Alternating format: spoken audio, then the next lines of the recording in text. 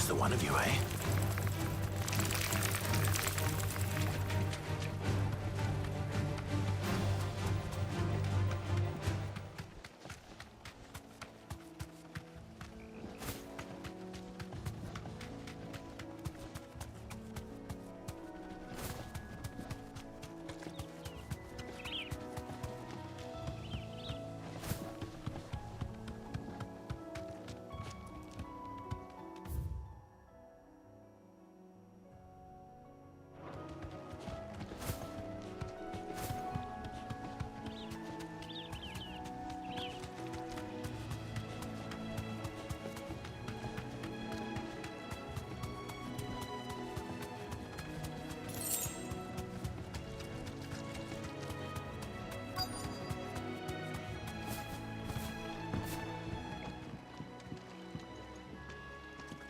Hi. I've ended the lad who saved my life. What brings you to a place like this? You do, Bernard. Martha said I might find you here. I have a proposition for you. Oh, do you now?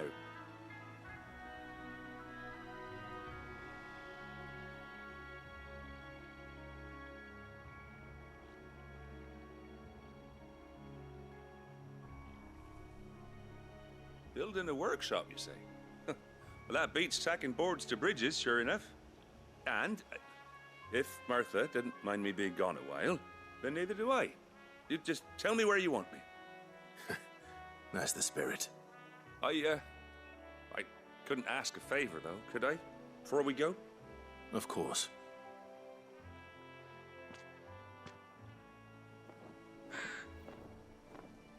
Well, that there is Cressida, where I grew up. Ain't much left of it now, though. Except my parents' graves. But I came up here hoping to visit. I even patched up the bridge to get across. Only to find the place crawling with fiends. But you're a dab hand when it comes to dealing with beasts and bogles, ain't you? Any chance you could, It's the least I can do. Well, thank you kindly. And take care.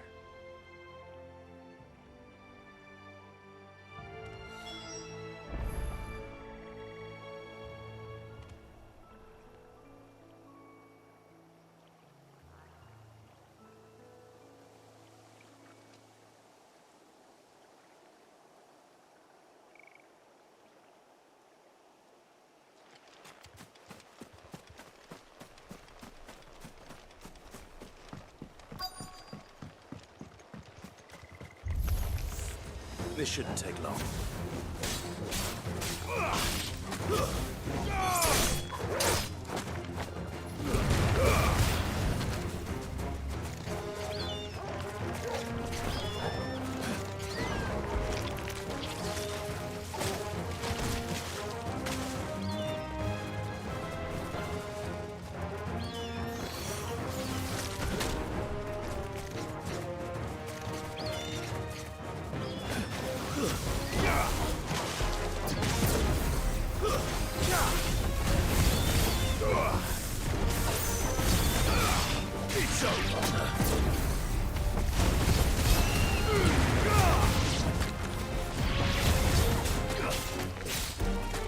Stay down! Farewell!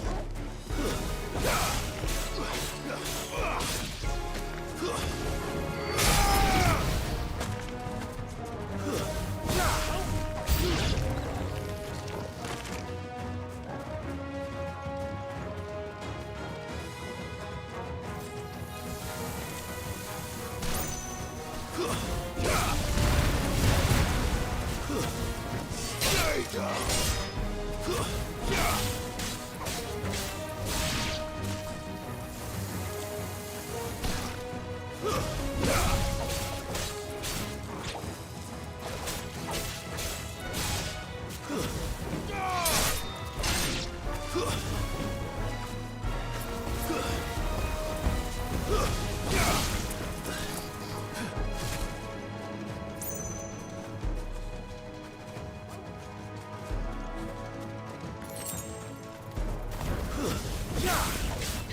Yeah!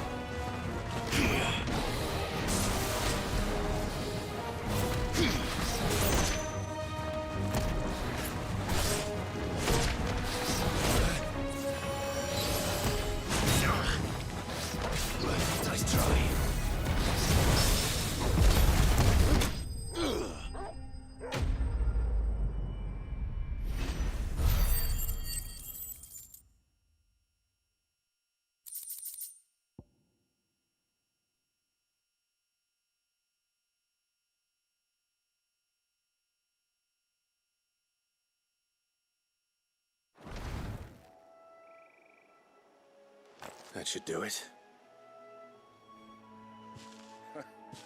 You made short work of that lot. Thank you, son. Now my folks can rest in peace once more. How long is it since the village was abandoned? Oh, people started packing their things after the duchy fell. Between the Blight and the Imperials, you just couldn't make ends meet. Must be nigh on a decade since the last wagon left. Oh, it may as well have been a century, looking at the place. This isn't the Cressida I remember. I'm sorry.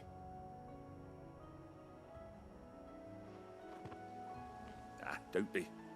Can't live in the past, no matter how nice it might have been. Soon as I'm done saying a prayer for those that raised me, it's on to your hideaway. I'll meet you there.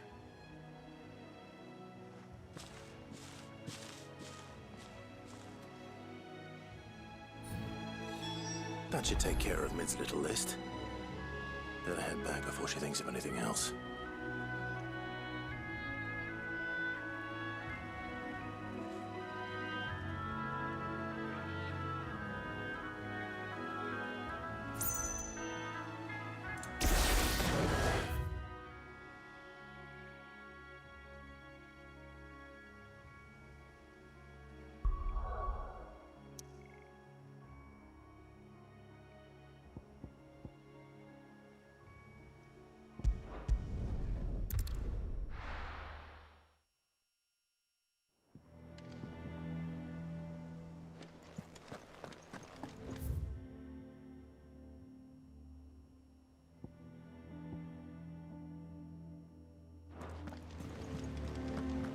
The little ones have been up to their old tricks again.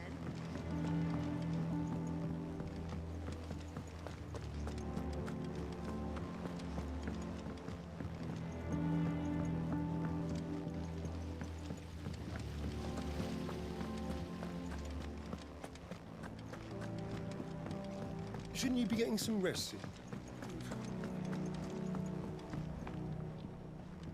All right, Clive. You've all done then?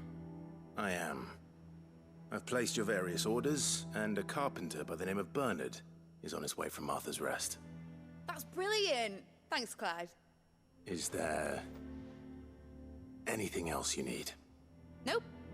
Blackthorn and Lady Karen have already sent over everything I asked for, and I've got all my plans drawn up. So as soon as Bernard gets here, we can get to work.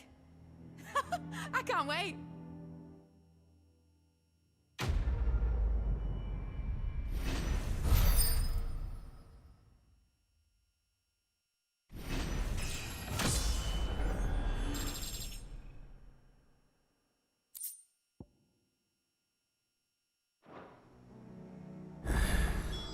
That's my good deed for the day done. Let's see how Jill's faring.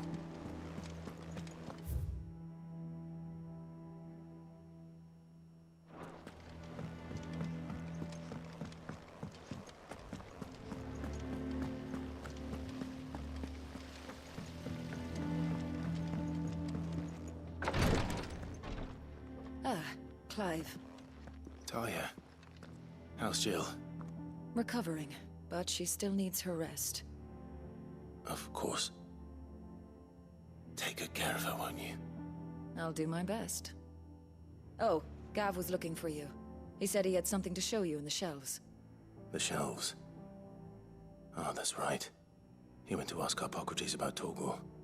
He must have found something.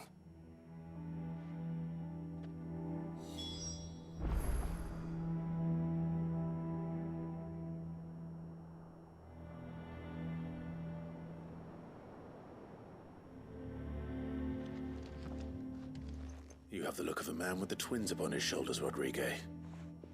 Talia has tasked me with removing a Cursebreaker's brand. But it's my first time, and I don't think I can do it. I'm afraid of what happens if I fail. You survived, I know, but here as many die as recover. Is it really worth the risk? You don't need me to answer that. You know full well what we're fighting for. I hope as much as you that one day bearers can walk among others as equals. But until that day, A brand is a burden, and we must lift that burden in order to go undetected. The operation may be dangerous, but it's also essential, and we undergo it willingly. I know. I still wish there was some other way. But griping about my lot helps no one, I suppose. Don't worry. I'll do what must be done. I know you will. Unfortunately, the first thing that needs doing is the preparation of a draft to dull the pain. Something I can't do with the infirmary's ammonia supply so low. What few leaves we have would barely be enough for removing a splinter, let alone a brand. Just tell me what you need. You'll go? Oh, thank you. No one knows Herblord like Taya, and she swears by ammonia for easing pain. It's simple enough to find, if you know where to look. And fortunately for you, I do. Along the river near the village of Amber over in Rosaria. Just search for the bright blue blossoms.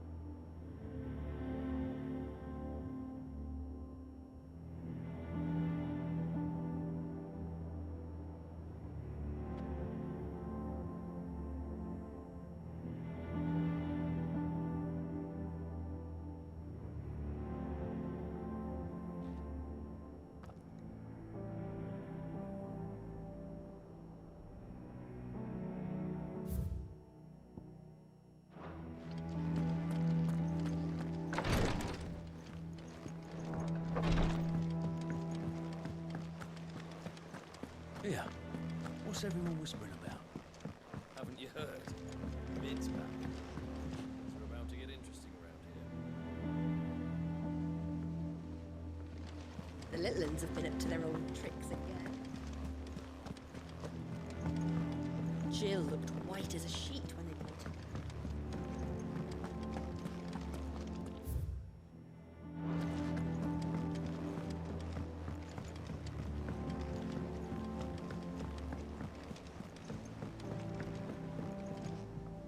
Do you have a moment, Sid?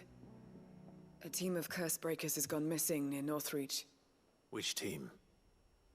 Coles. They were sent to liberate a carriage of bearers before they could be smuggled to market. They were moving in for their assault when the carriage was attacked by goblins. A Cursebreaker managed to release a Stolas amid the confusion, but... this was days ago. They should be back by now, but I've heard nothing from any of them. I can't help but worry that... They know the work is dangerous, but I'm sure they're fine. But what if I've got them all killed? Before they go out, I always remind them why we're doing this, what they escaped, and what we're freeing people from. But I never really thought how my words might affect them. What risks they might take because of the things I've said.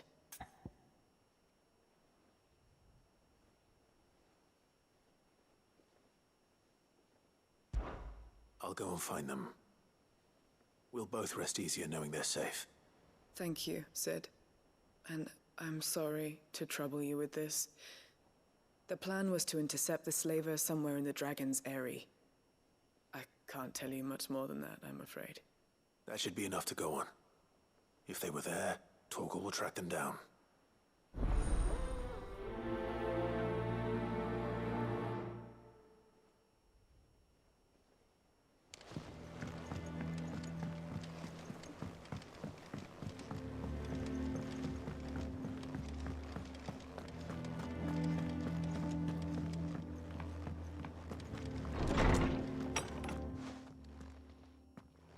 Clive, where have you been? I've been wanting to ask you something about Torgal. Where did you get him, like, in the first place? My father brought him back from one of his expeditions into the Northern Territories. They were crossing a snowfield when they heard his cries, and seeing no sign of his pack, they took him in. What do you reckon, Tomes? It certainly adds weight to the theory. Clive, I believe that Torgal may be no mere hound, but a rare frostwolf, an animal native to the far northern reaches of Valisthea.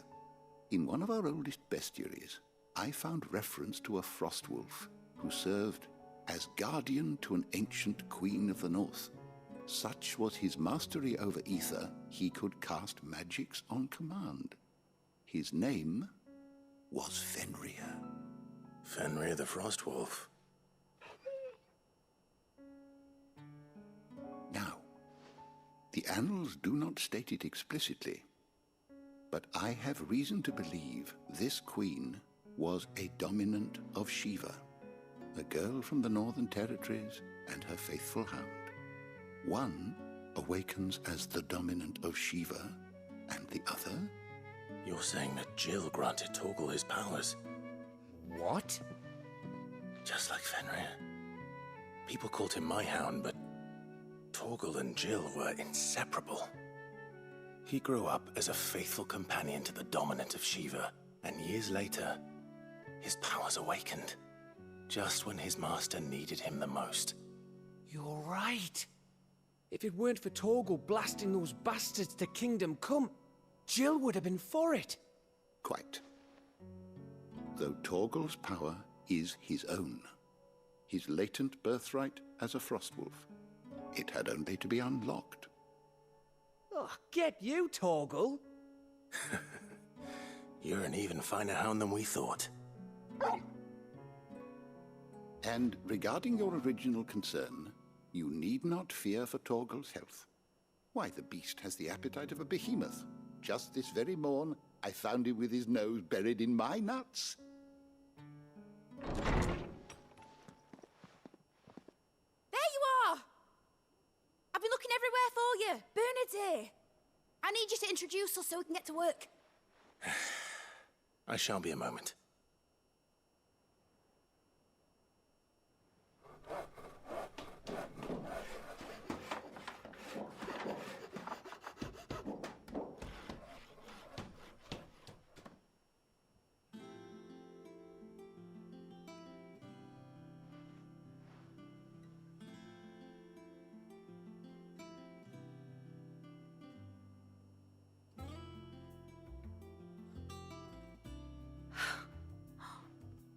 Isn't it brilliant? It is. Well, I couldn't have done it without you. You and everyone else. But I promise I'll pay you back. I'm gonna work my fingers to the bone for you lot. Starting right now. Just you wait. I'll make wonders like this world's never seen. Then I look forward to seeing them.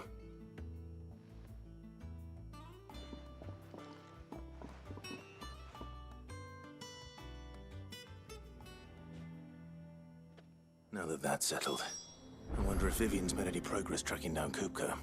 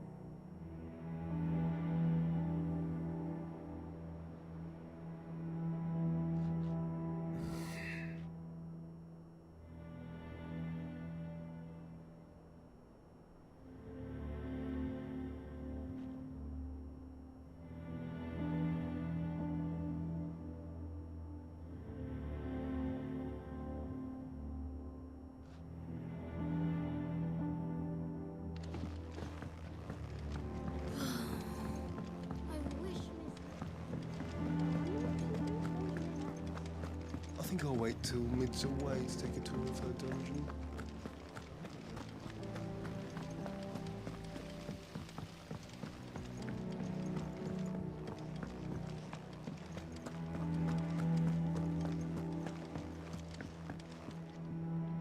How goes the hunt for Kupka? Largely in circles. We have myriad sightings of strange soldiers in unexpected places, but nothing definitive as yet. If only we knew for certain by what route he left Rosalith. Well, keep at it. If anyone can piece this puzzle together, it's you. And I'm willing to wait as long as it takes.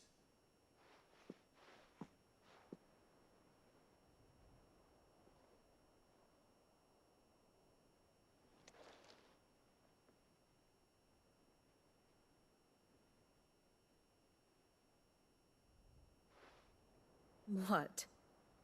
Here? Would that be a problem? Do you know, Clive, I believe it a mercy that you didn't inherit your father's throne. Your poor people would surely live in fear of you. You have nothing to worry about on that front. I won't be claiming his crown. That is a relief.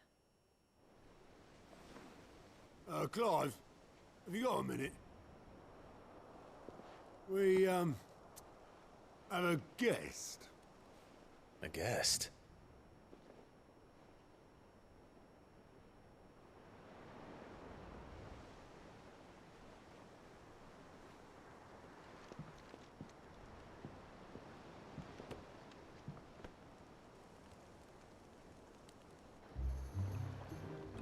For your trouble. It was a pleasure, in hindsight. Uncle Byron? Clive, my boy! Tap a cask and stoke the ovens, for your favorite uncle is here!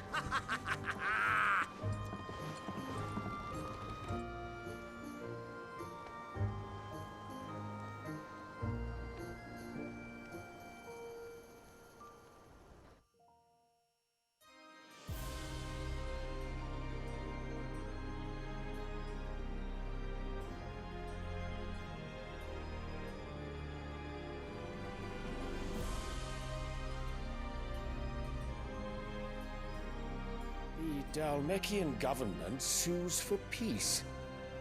How shall we respond?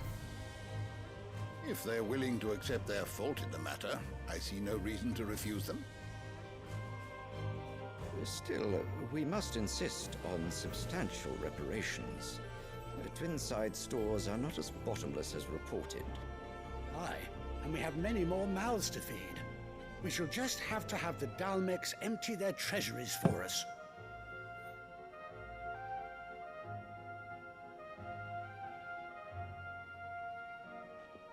Of course, none of this would have been possible without your timely intervention, Prince Olivier. Indeed, I doubt any of us would have had the courage to trade words with the mighty Titan, nor less the wit to win him over. The Empire owes you a great debt. May the blessing of the crystals go with you, Your Highness. May the blessing of the crystals go with you. Very good.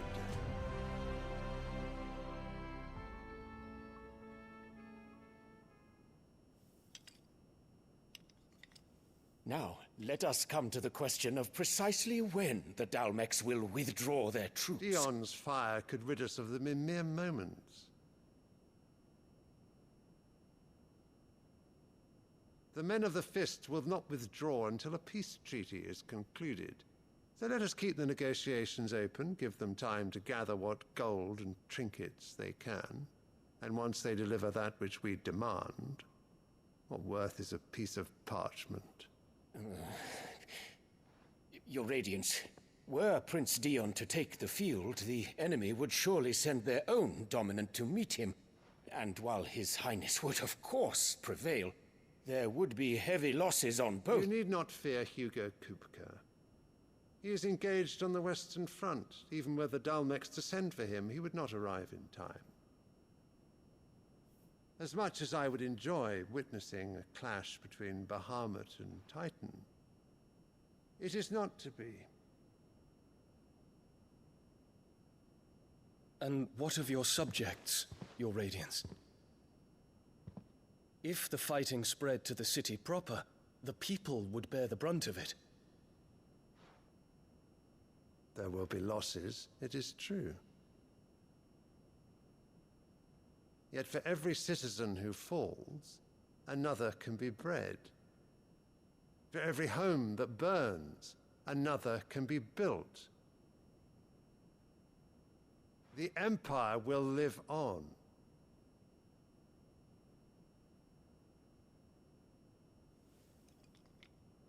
Dion? Yes, sire.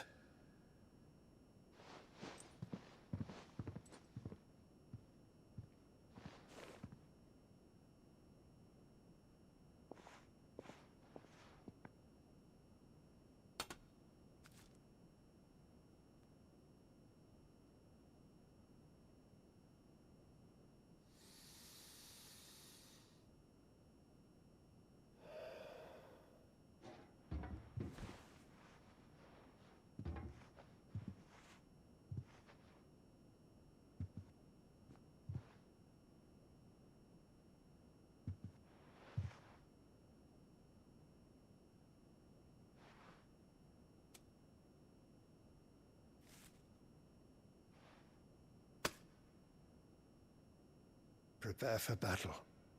But sire... Do not make me repeat myself. Return to your camp and await my orders.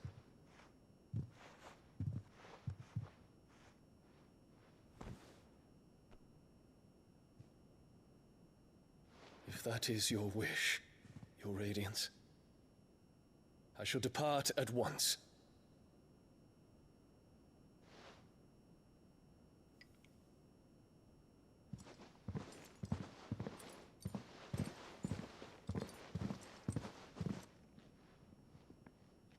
May Gregor forgive you.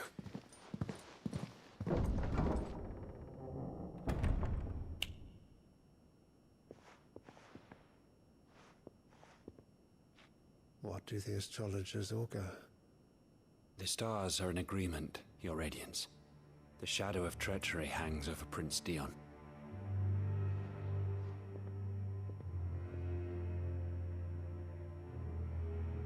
So Annabella's tales were true. You disappoint me, Dion.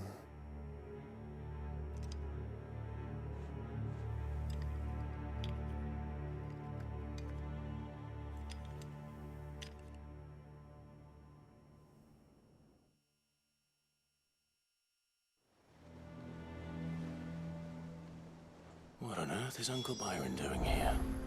Only one way to find out.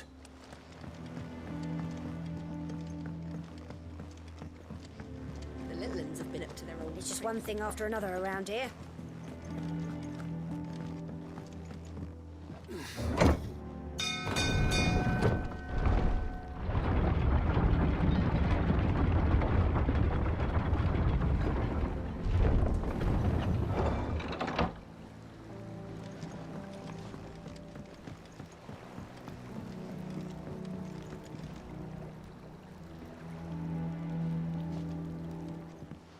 My dear nephew, how I've missed you. How did you find this place, Uncle? Through the good offices of young Sir Wade. He really is the most helpful fellow. As are you, I hear. The Guardians and those they freed tell the most outlandish tales of your heroics in Rosalith. Which is why I came, to learn the full truth of the matter. Sort the fact from the fiction, so to speak. You were working with the Guardians of the Flame to evacuate the people of Rosalith to Port Isolde. I was, aye. Then I have questions for you. Please, come inside, Uncle. Gladly. You there? There are 2,000 gold talents in those chests. See that they're added to my nephew's coffers, would you? 2,000?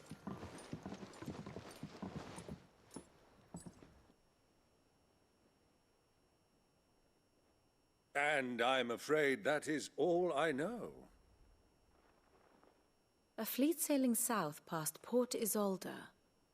Most intriguing. Forgive me for not being able to tell you more. I hadn't the faintest idea Kupka withdrew wounded from Rosalith.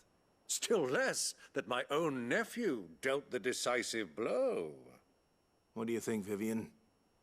I think, with this news of the Dhalmekian fleet and recent reports of the Royalists' movements, that the final piece of the puzzle has fallen into place. Come here and I'll show you.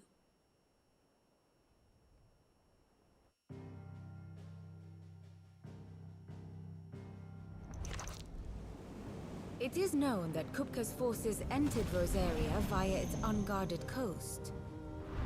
So can the same be said of your visitors from Waloed? Certainly her royal navy is famed for the efficiency with which it bears her knights from one battlefield to the next. And in the Einherjar, or Black Galleon, she boasts a vessel nigh as swift and every bit as feared as the kingdom's legendary cavalry. A fitting flagship for a land apart, her naval presence being crucial to her ambitions beyond Ash. Yes, it seems safe to assume that the Royalists did indeed enter Rosaria from the sea. So then, had you a vested interest in Titan's survival, whither would you take him? Why, home to Drake's Fang, a place rich enough in ether to conjure the magics needed to mend his hurts. Or would that not entail an arduous voyage around the southern cape? Let us say that the Royalists did put ashore with a mind to spirit Kupka away from under your very nose. Could that truly have been their plan for him? To load him aboard one of the ships flying Republican colors sighted off the coast near Port Isolde. To spend weeks at sea, being tossed hither and yon by unforgiving waves, his life hanging in the balance. No. The journey would mean Titan's death, and Kupka's faithful creatures would not allow it. So what then was the plan of our Waluda friends? Reports suggest they made not for the coast, but for the desert. And by cutting through the Velcroy, a party traveling light would have Titan back in his bed days before a galley could lurch into port. To wit, it was the Royalists, not the Republicans, who effected Hugo Kupka's safe retreat. I would stake your life on it.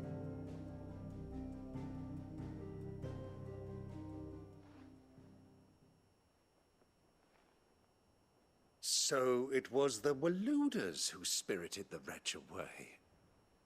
Now I think about it, there was something a little strange about the ships I saw. The men seemed almost crestfallen, as if in mourning, as if they believed, or were made to believe, that their master was dead.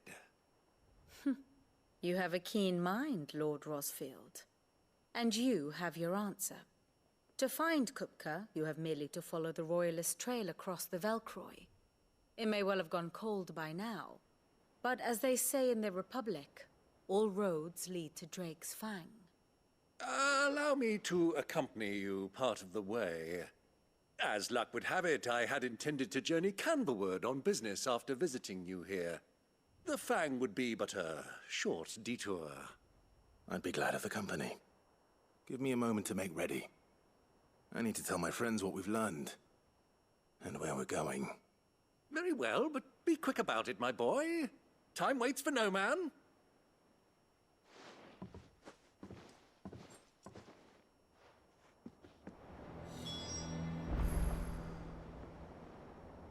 Here for another of my lectures. What is it that you wish to learn? Of course. Study it well, Clive. Mid's finished outfitting her little work. Otto, Kupka's at Drake's Fang. I'll be leaving before sunset. You're not going in there alone, are you? Don't worry. I'm not going there to destroy the Mother Crystal. All I'm after is Kupka's head. I won't risk any more than I have to. I promise. The Lancer and the Fang are all Kupka's personal fiefdom. You have any trouble on the way, you ask for Rosina Dalamil, Suncaller the Desert Hare. Who is she? An old associate of Sid's, and only Sid's.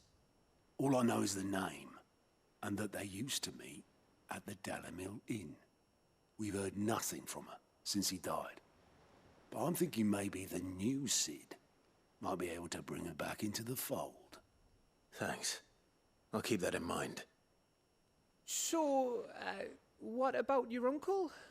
I mean, he's welcome to stay, but... Don't look so worried. He'll be coming with me. Thank fuck for that. Gav, Otto, I'm leaving you two in charge. You can count on us.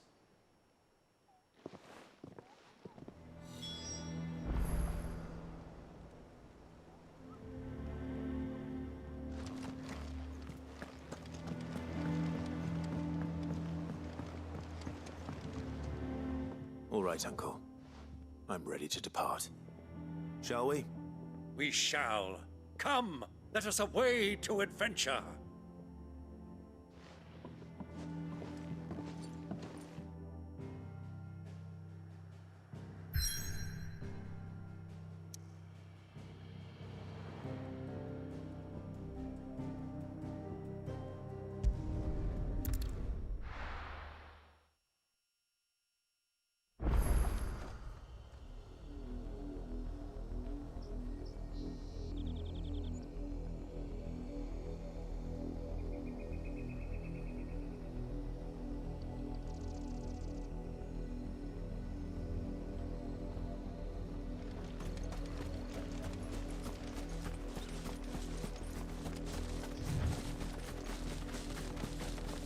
The river was easy enough to find. Now for those herbs.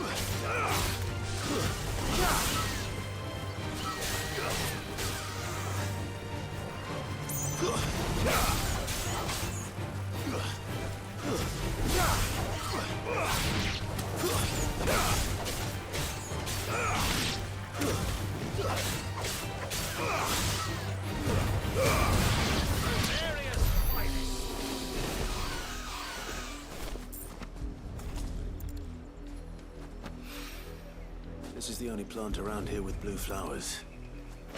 I hope it's the right one.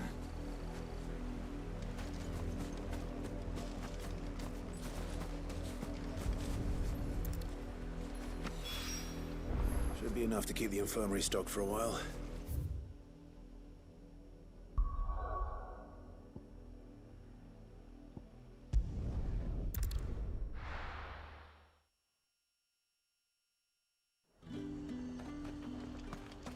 There's two. That the glass gate flood. Slavers don't even bother with Northreach now that all the hype is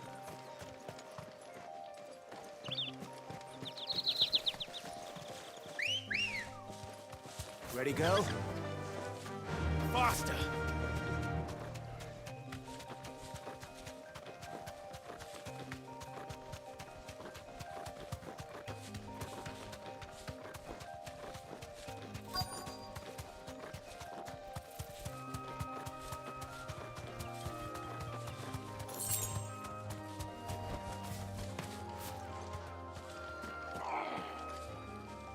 Cole, I'm glad you're in one piece. Just about. Sid, if you don't mind me asking, what are you doing here? Doris sent me to find you. She hasn't heard anything since the attack. She's been worried about you. I sent a runner to the Dame in Northreach. The hideaway should have learned of our survival yesterday. Well, I'm here now. And it looks like you freed the bearers. Only some. The rest locked themselves in the slaver's carriage rather than fleeing when they had the chance. I want to help them, Sid. But we're barely in any state to protect those few we did save. You made the right decision. Now where's the carriage? The goblins may still be out there. You have duties to attend to here. See to the injured. I'll handle the rest. All right. Just follow the path to the south. You'll come across the carriage soon enough. And please, hurry. If the beastmen get to those bearers, the poor souls will be eaten alive. I won't let that happen. Thank you. And Sid, it's good to see you. Don't thank me just yet.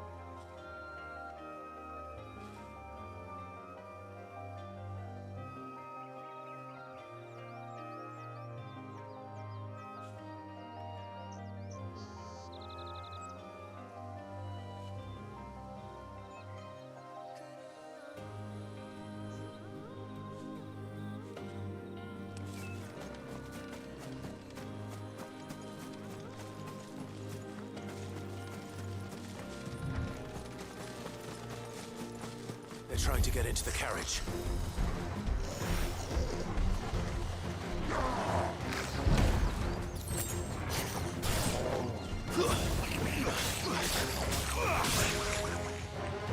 Stay down.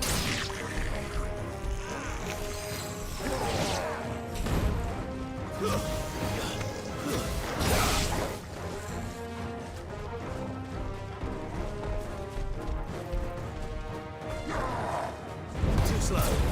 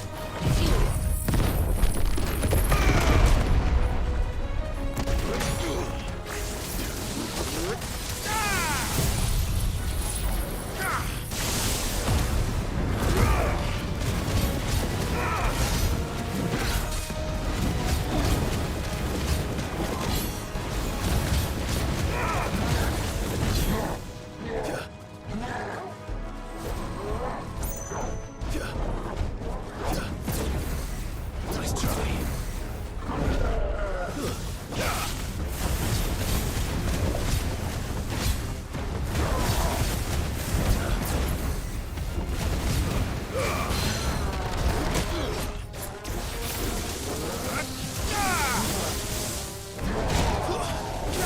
You're finished.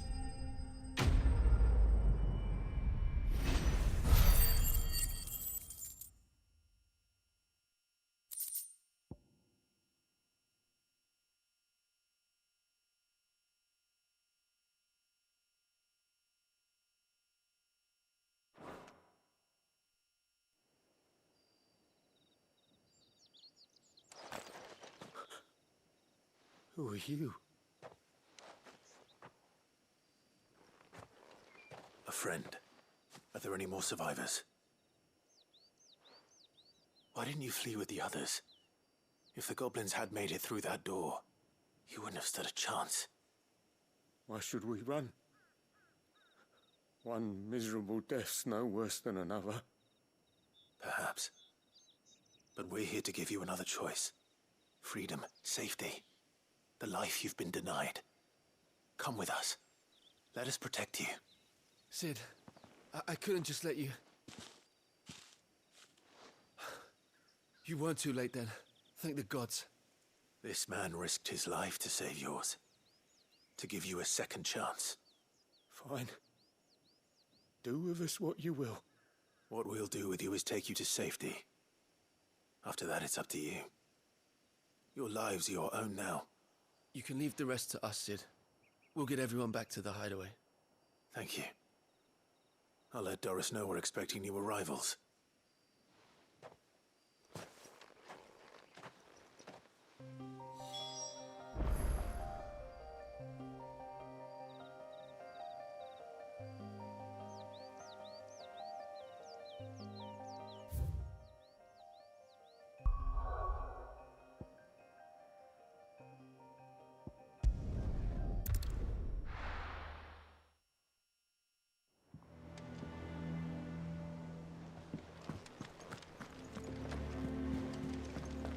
The little ones have been up to their old tricks again.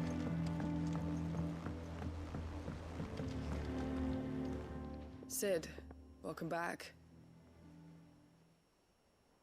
A Stolas from the Dame arrived not long after you left.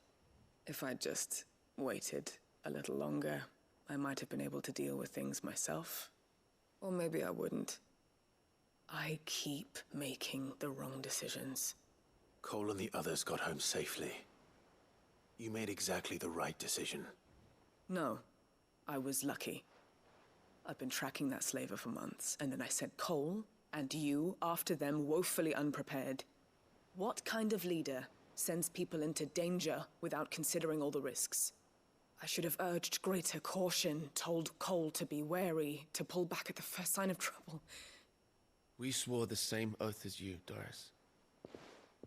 It's good to see you safe and well, Cole. I'm sorry. With all due respect, we Cursebreakers don't risk our lives because you commanded of us. We risk them because we believe in our cause. No one with doubts ever joins our ranks. The agony of removing the brand more than sees to that. We all know how much bravery that takes. Cole, I never doubted your courage. Only my ability to see it put to good use. Thank you for your faith in me. I'm not sure I deserve it. I sometimes wonder if I might prefer to risk death alongside the others than ask it of them. But I'm a Cursebreaker. I swore an oath too. I have a role to play, and I must trust that I'm the right one to play it. You will. In time.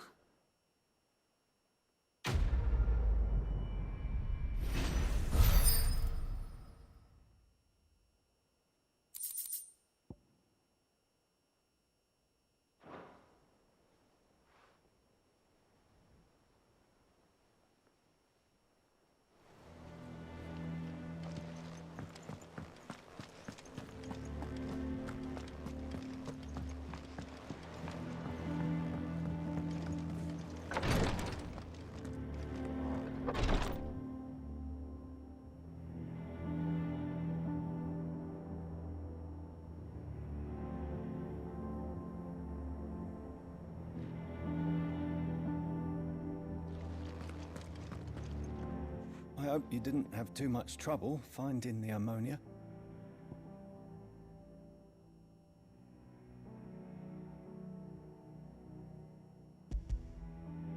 Only the usual.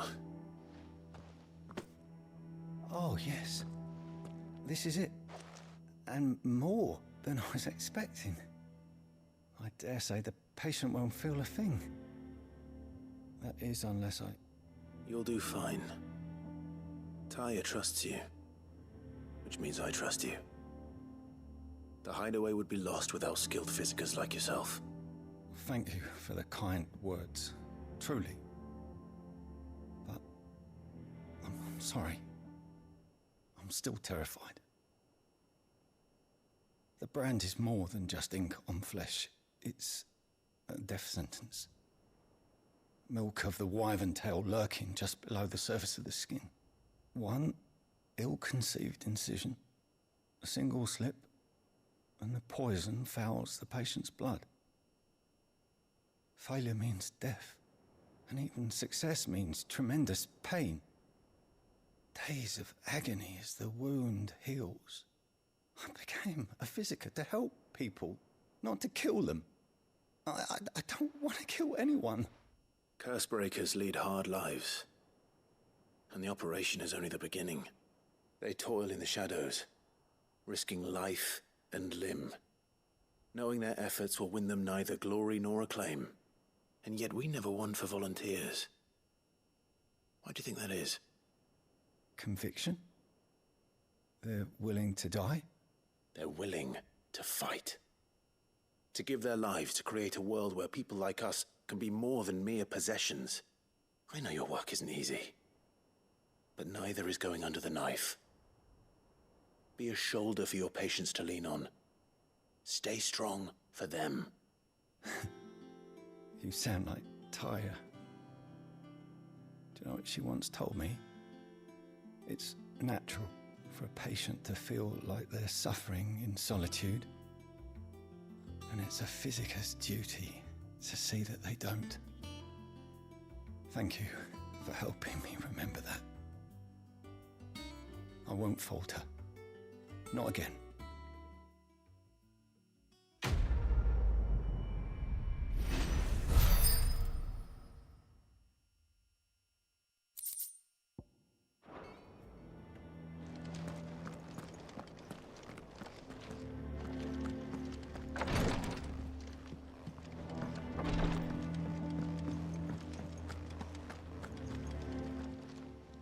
Welcome to the Patron's Whisper. Your benefactors are a generous lot. All yours.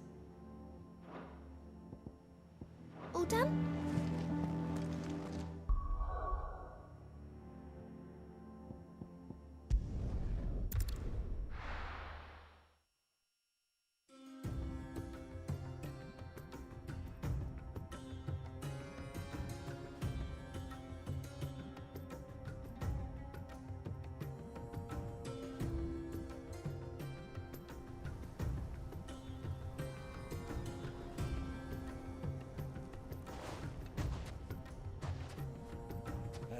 I was a young man when last I walked this path.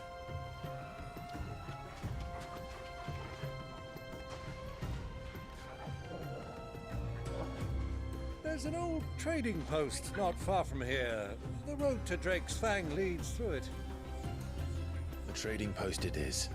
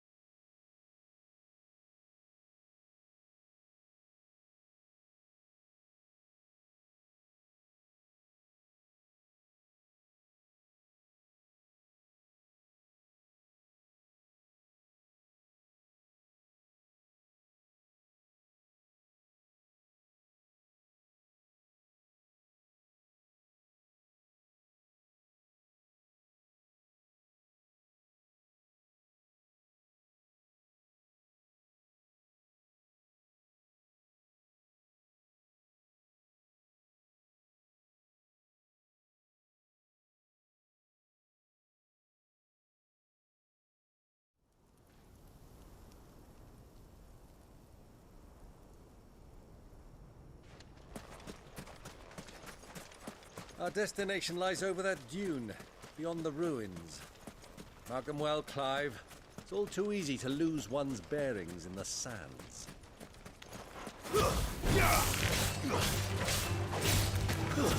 Stay down!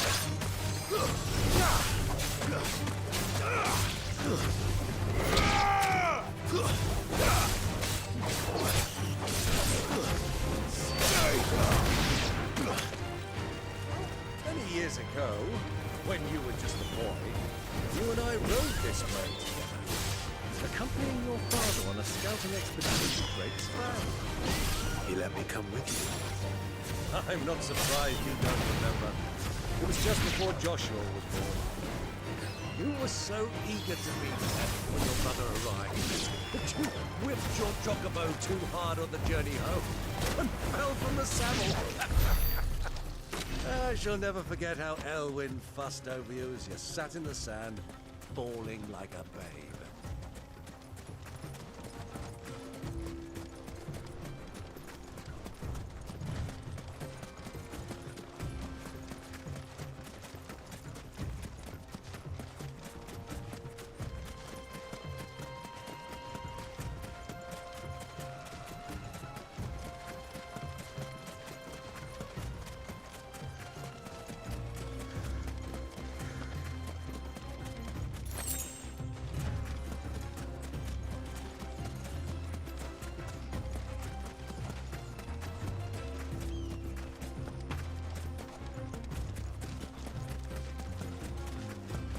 Who do you think those soldiers were?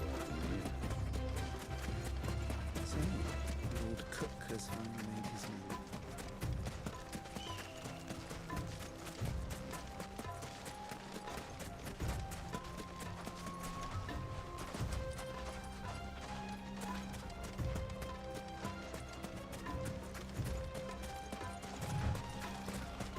Ah, there she is.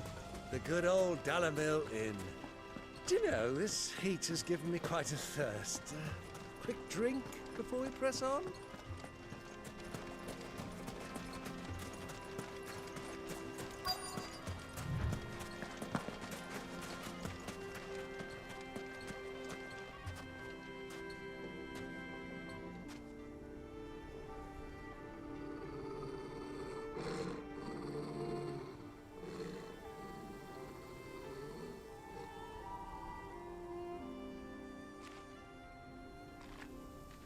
Look, there. Those are Ashen steeds. No doubt about it. And such a long ride from Stonehair. Our Waluda friends must be soothing their saddle sores in the inn. Shall we join them?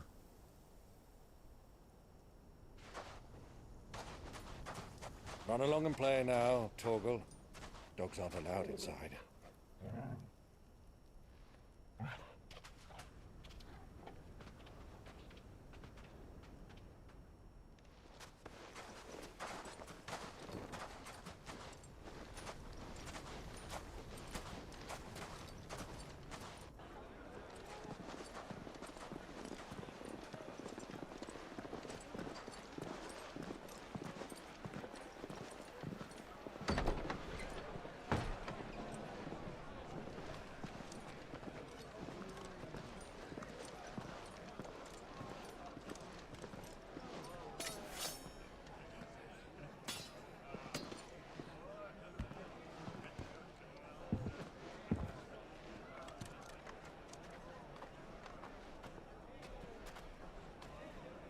Good day to you. Eating? Sorry about my pal. He only talks when his mouth's full. What do you recommend? Well, if you're after something light, we do a fine chocobo soup with lentils and honey. 2 bowls of that, then. An ale. Right you are. Hey, girl! Coming! Your pal? Would you rather be my squire?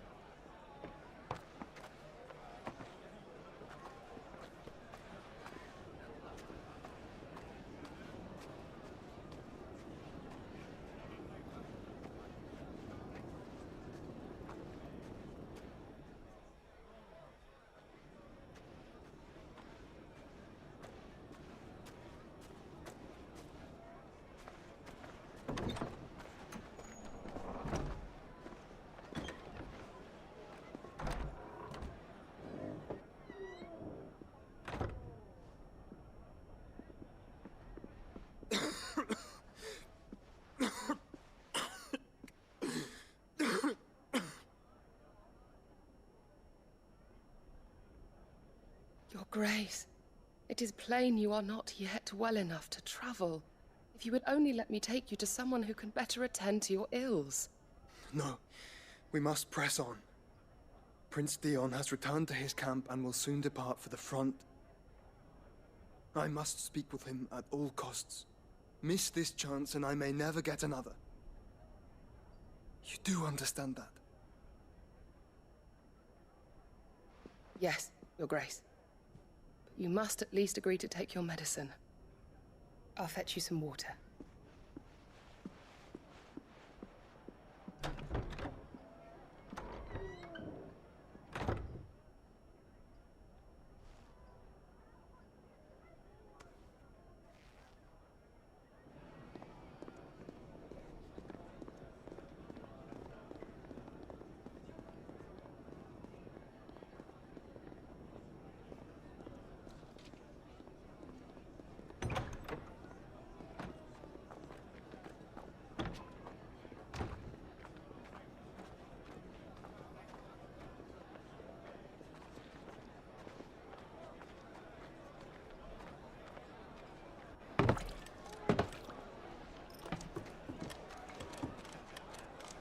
Keep watch, they tell us. But all I see is sand. I hear they got our guest back to the Fang without any trouble. We'll be leaving soon enough. Why the Lord Commander dragged us all this way just to save that blockhead skin, I'll never know. Dominant or not, he's a bloody idiot. That'll be Cooker, then. Well, let's get this down us. We've a long way to go. Hey, you!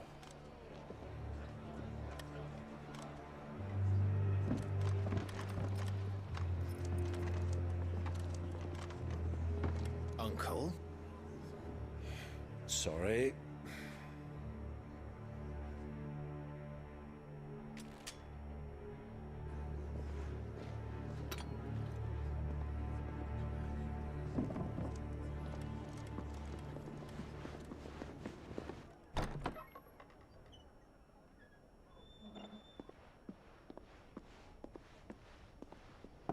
Can you walk, Your Grace? What's wrong? I fear trouble may be brewing downstairs.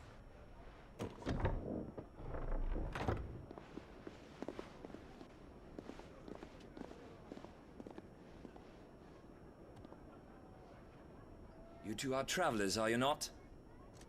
Me and my companions are strangers here.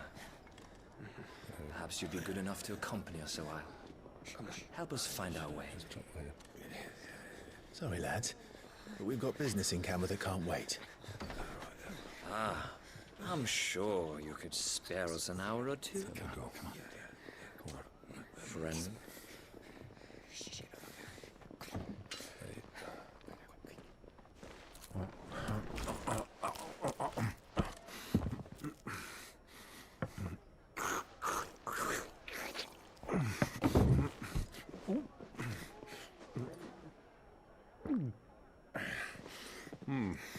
I'm afraid we don't have a moment to lose. Stay back, Uncle. Gladly.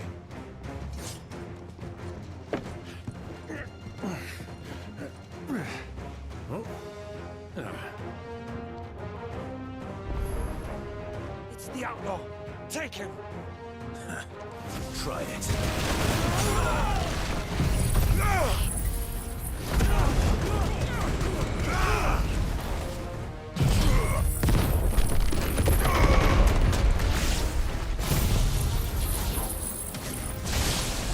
Bravo, my boy! Just like that! Too slow.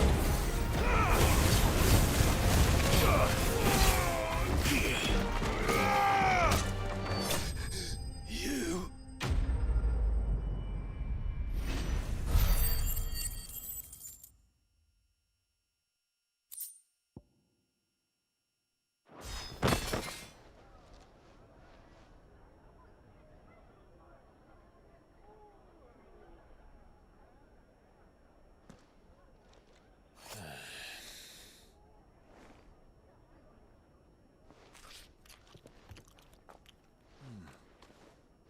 for your trouble.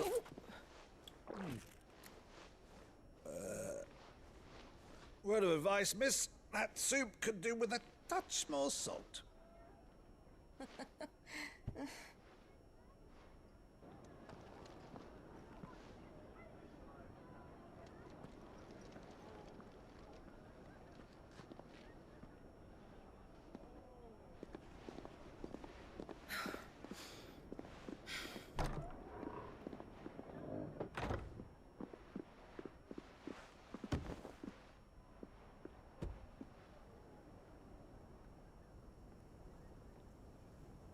Now's our chance.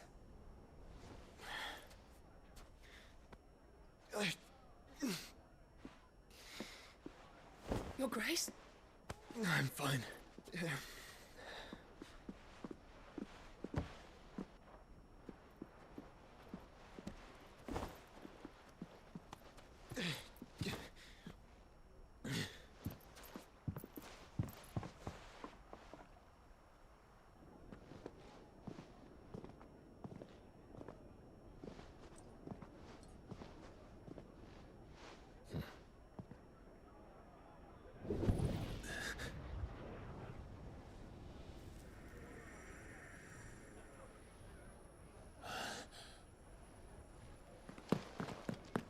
Clive?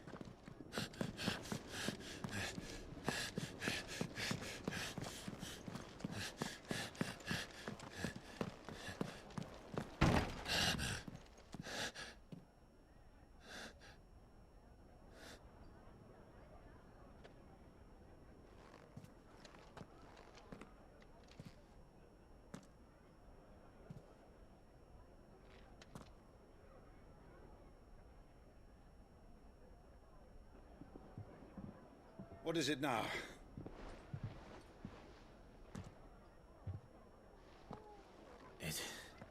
It's nothing. Let's go.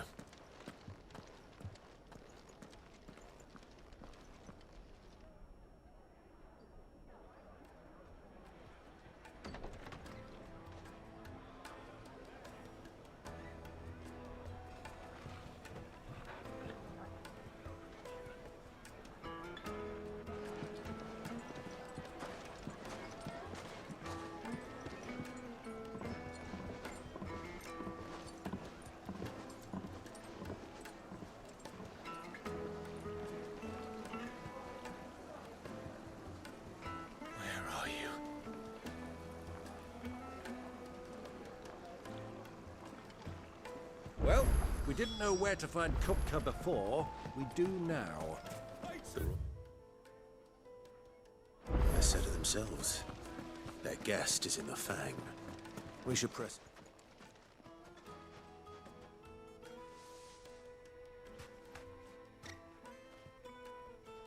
Ah, they've closed the road.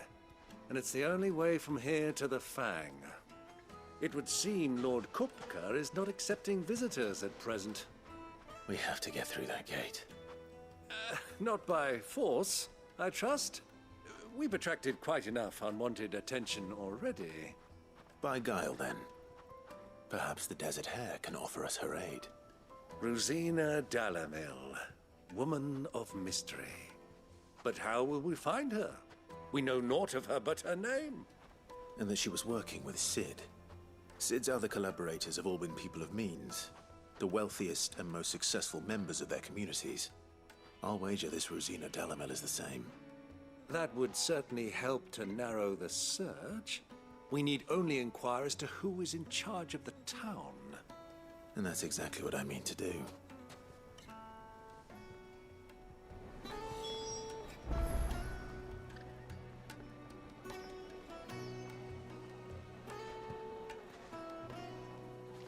Looks like we won't be getting back to Drake's Fang anytime soon. Anything I can interest you in?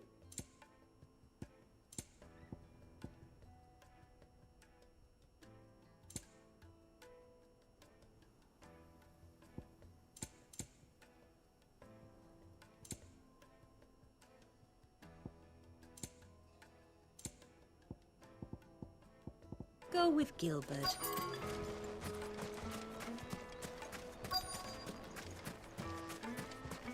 Light it, for Gilbert's sake. You're a bearer. Anything I can help you with, travelers? Allow me.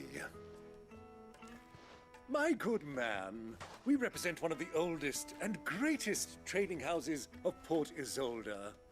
We're seeking to expand our business in the region and would very much like to make the acquaintance of Dalamil's leading entrepreneurs. If only we knew where to find them. Well, we're best known for our baths, our markets, and our smithies. I suppose you could do worse than start your search at one of those. Thank you. You've been most helpful. Oh, you wouldn't happen to know a lady by the name of Rosina Dalamil, would you? No. I can't say I do. Well, thank you all the same.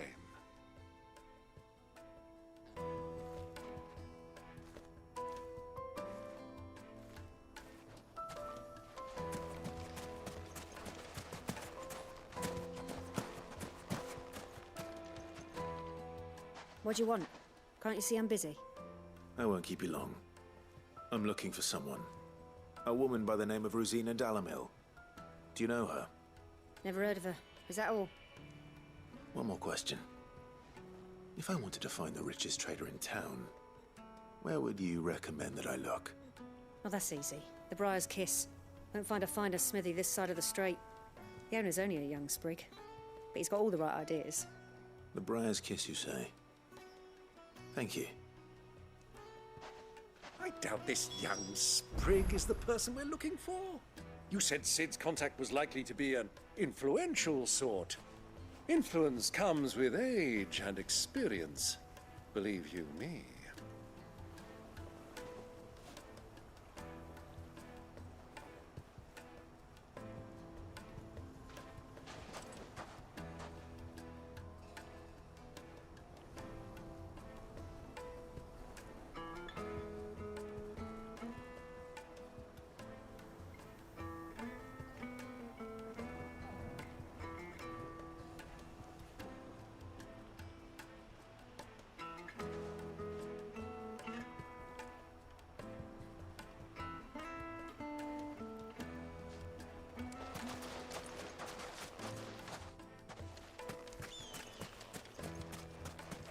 Light it, for Gilbert's sake. Looks like we won't be getting back to Drake's Fang anytime soon. Well, it's not like we've got a reason to. Mummy, I want to play with the crystal. How many times do I have to tell you? It's not a toy. Can I help you? Yes, I'm looking for a woman by the name of Rosina Dalamil. A long-standing pillar of your community, I believe, from old trading stock. Then you should ask further. He's been here for years. Knows the place and its people like the back of his hand. And he's in with all the old merchant families. Try the baths. That's where you'll usually find him. Thank you kindly.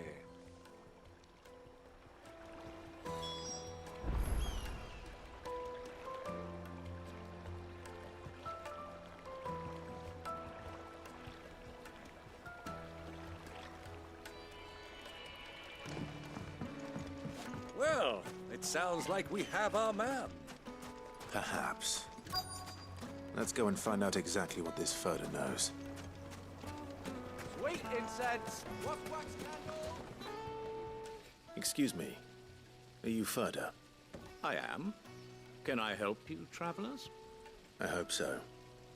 You've lived here for some time, is that correct? Do you know Rosina Dalamil? We believe she may be a trader of some renown. And what business do you have with the desert hare?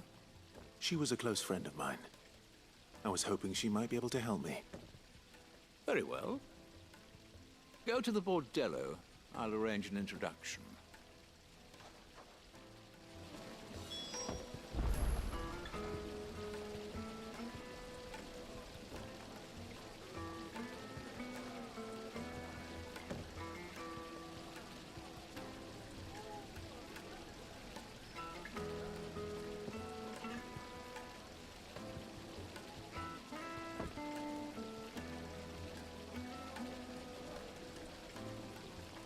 silver Do you think we can trust him? Only as far as I think. So you're the ones who've been sniffing around. I beg your pardon? Don't play the fool. Stick your nose in our business and you're likely to lose it.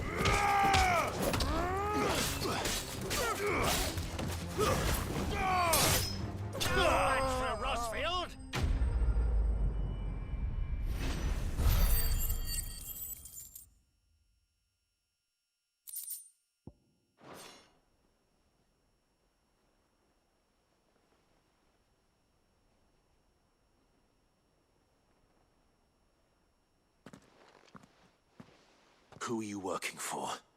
Him or her? Him. The boss.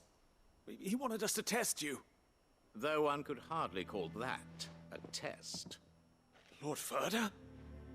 Look what the cat dragged in. Your skill with a blade is rare indeed, my lord.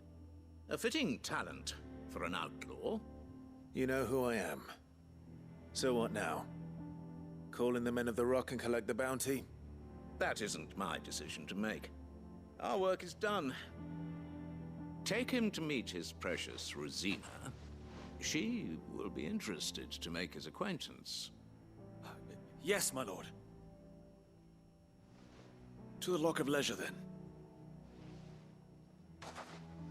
To the Lock of Leisure.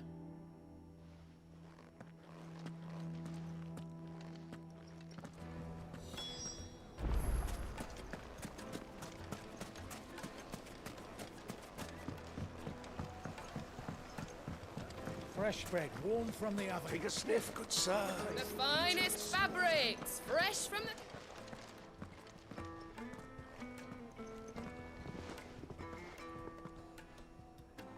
Is this the place? Lubo's Forge. The Briar's Kiss. Ah, so it was the young sprig after all. So much for Rosina Dalamil being a woman of experience. How wrong I was. It was an easy mistake to make, Uncle. After all, it must have been years since Sid last saw her. Sorry, him. Whoever this Lubor truly is, he's clearly a man of means. I'd say he deserves our respect. See that he gets it.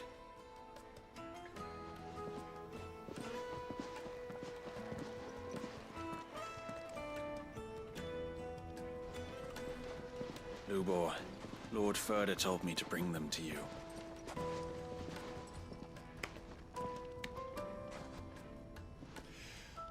My boys tell me you're in need of assistance. Sid the Second? I won't waste your time. I need passage through the south gate.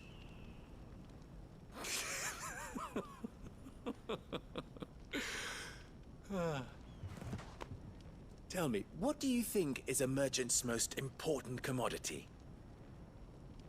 Why, trust. Everyone knows that. Without it, you have nothing. And nothing is exactly what you have. And so, for you, I, too, have nothing. I'm not in the business of helping every lost puppy that wanders in off the street. I'm a busy man, as you can see. Let's leave this mummer to his farce. By all means. Find someone else to help you on your way. Just be sure to tell them you're not the two travelers from the inn the guards are looking for. Don't want them jumping to conclusions, do we? Why, you... So, what do we need to do to earn your trust?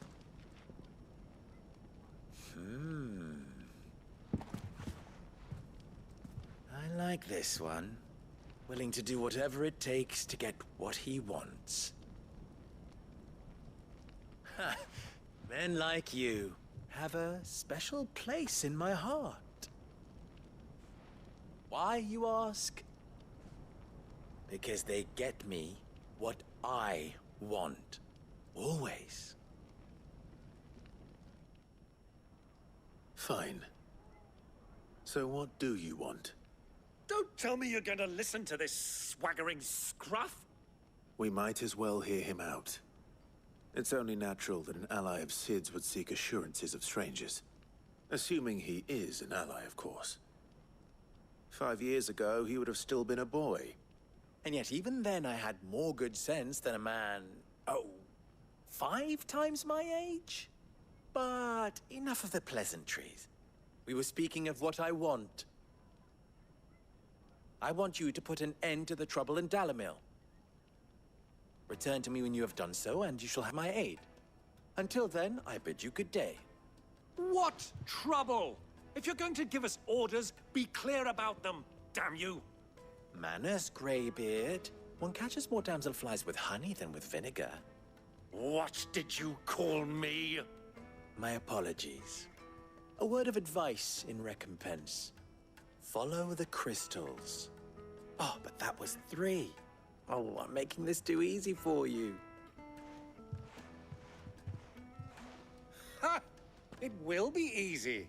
Solving his little riddle should be like dealing with him. Child's play. Let us divide our forces, Clive. I'd rather not drag this parlor game on any longer than we need to. All right. Good luck, Uncle.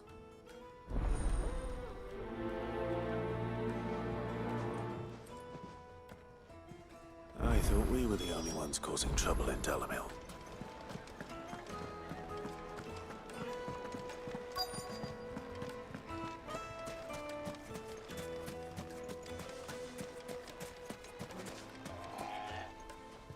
Do you have a moment?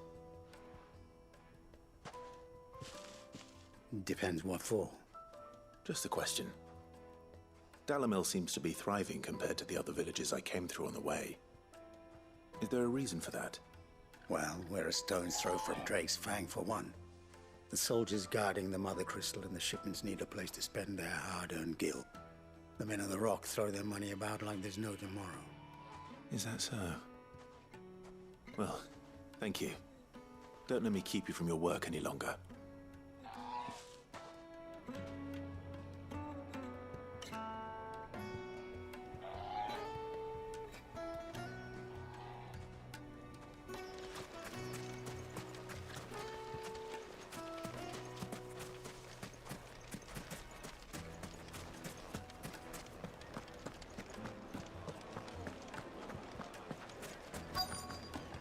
Needed to a silken softness. You wouldn't believe how much you gave me. What can I do for you, soldier? Need that sword polishing? I'm not a soldier. Ugh, then be off with you. I serve the men of the Rock and the men of the Rock only. You have an agreement with them? Don't be stupid.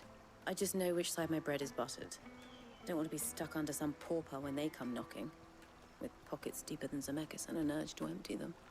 No, just leave, will you? Before you scare them off. Do you think they'll be back soon? I need a new dress. If they pay anything like last time, you'll be able to buy a whole new wardrobe.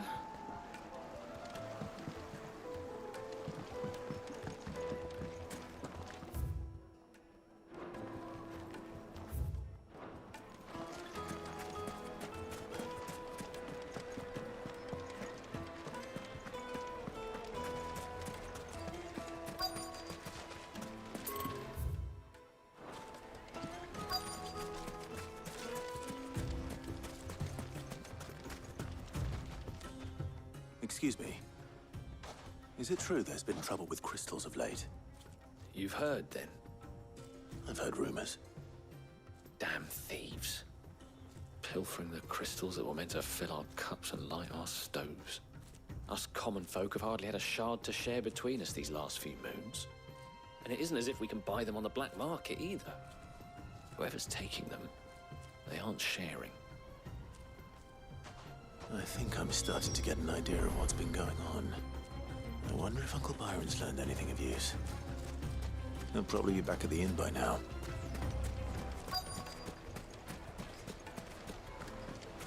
Why is the tavern shut? It's you, the one who broke all our furniture. What do you want? Haven't you caused enough trouble already? I'm looking for my pal. Have you seen him? The gentleman who was with you? Yes, he's upstairs, but...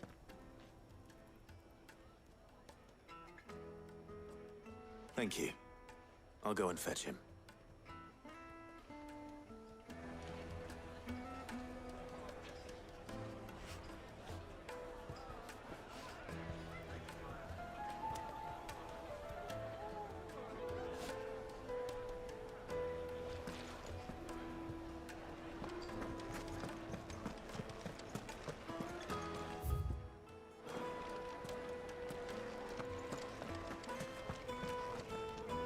He's not sick.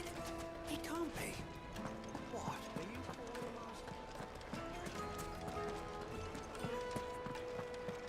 What was all that crashing and banging about before?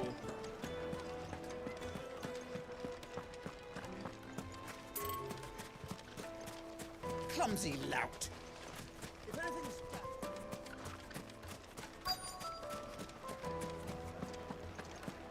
The finest fabric.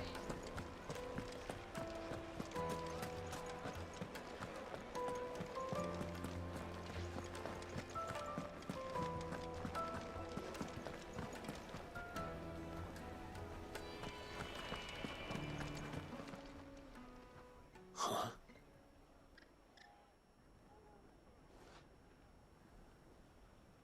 Will this suffice as a deposit? By the sands. That's a black pearl. One of the many treasures in my collection that I would be only too happy to part with, should you give me reason to do so. All right.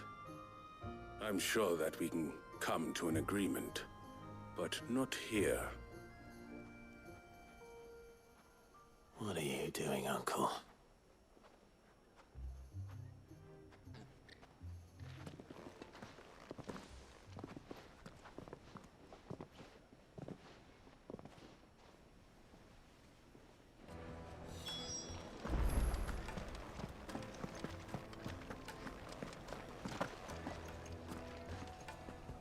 Care to explain why you're giving gifts to Kupka's men?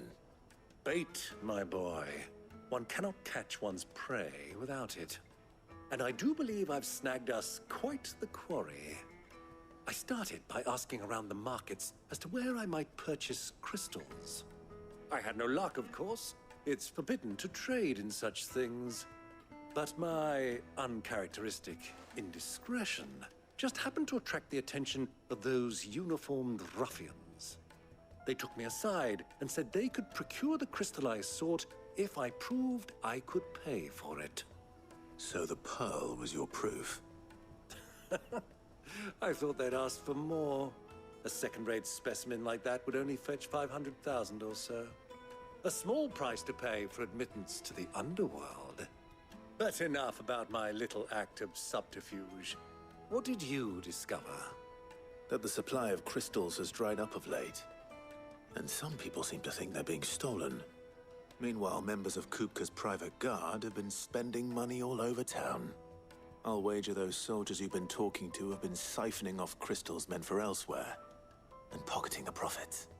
I'll wager you're right. We'll meet with them then, just as you arranged, and put an end to the trouble Lubor spoke of. Ha! That preening popinjay thought this would be difficult. It just goes to show one should never underestimate a Rosfield. We'll soon wipe that smirk off his face. I arranged to meet with the soldiers in a secluded corner of the Velcroy, far from prying eyes. The perfect place for a spot of double dealing. I trust I can count on your support if things turn south.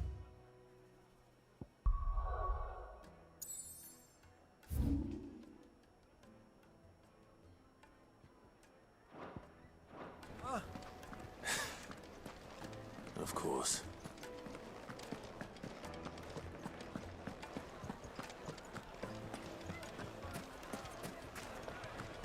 Why is the tavern shut? What was all that crashing and banging about?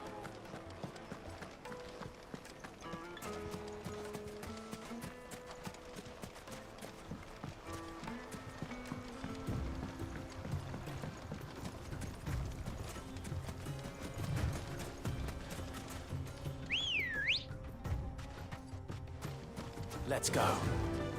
Faster!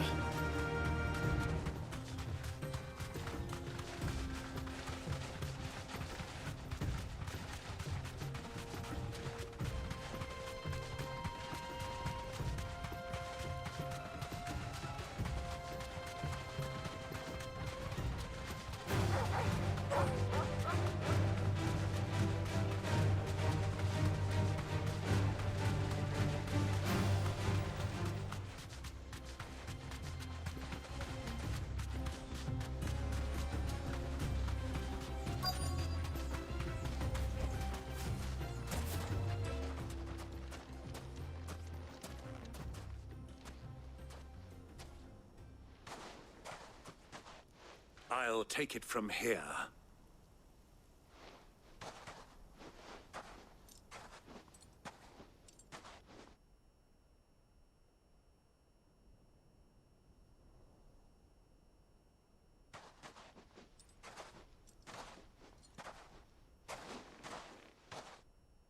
I was beginning to think you weren't coming, my lord. You've brought your contribution? All the silver and stones I could scrape together at such short notice? You brought the whole 500 talents. That was the price we agreed upon, yes? If you've no objections, I'd like to see the crystal. Of course. Right this way, my lord.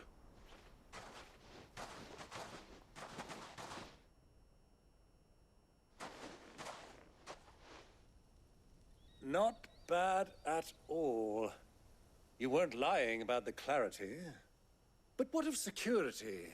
If I were to be stopped on the road, what guarantee have I that it wouldn't be seized as property of the Republic?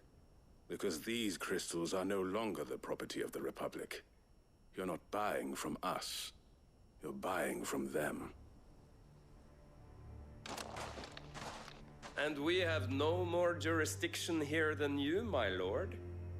But we have ships, and will gladly deliver to a port of your choosing, now that our price has been met. Royalists, eh? What brings you here? Why, to collect their share of Drake's Fang's blessing, of course. Our nations are allies, and so they are entitled to a portion of the Mother Crystal's bounty. And being such good friends, we elected to increase that portion and share the benefits. And now that these crystals are officially property of the Kingdom of Waloed, we are duty-bound not to interfere, no matter where they might happen to end up next. Did you get all that? They're in cahoots! So it would seem. My lord, what is the meaning of this? Double-crossing dogs. They're not here to do business. Kill them. Kill them both!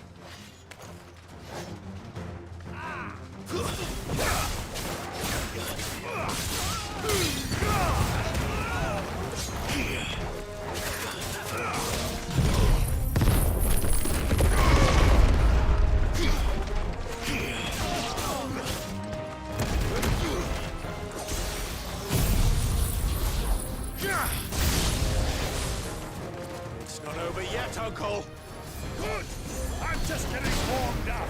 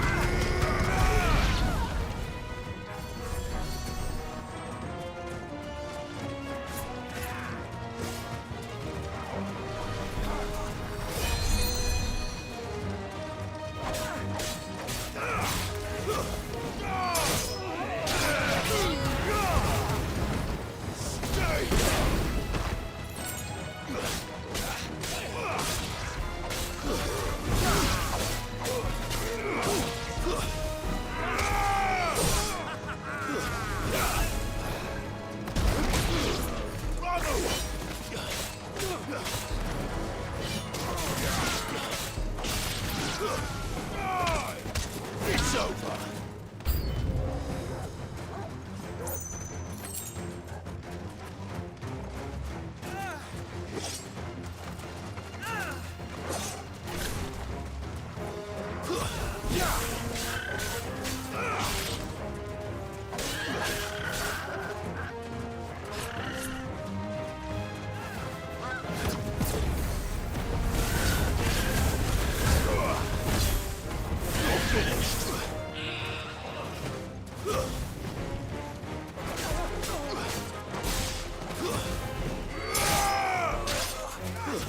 Forget your training.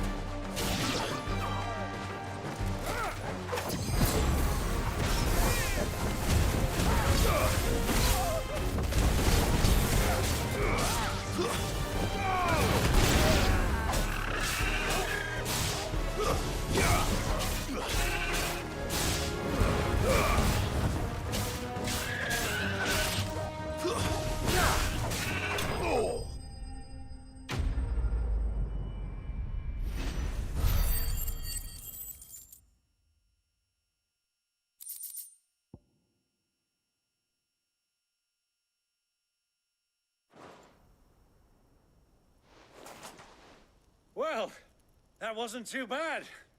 How'd you like my performance, huh?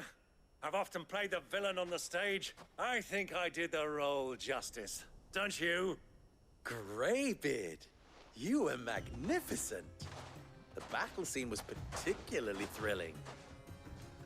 Such a shame you didn't have more of an audience, but perhaps that's for the best. How long have you been watching? Long enough to witness your uncle's sordid transaction. I hardly expected one so venerable to degrade himself so thoroughly, buying one's way into the confidence of degenerates. Ingenious. This was the trouble you spoke of. The men of the Rock taking crystals meant for the common folk and conspiring with the Royalists. Well, now it's over. Indeed it is. The people of Dalamil had scarcely any means of redress against Kupka's men, let alone a foreign army. Until you two came along, that is.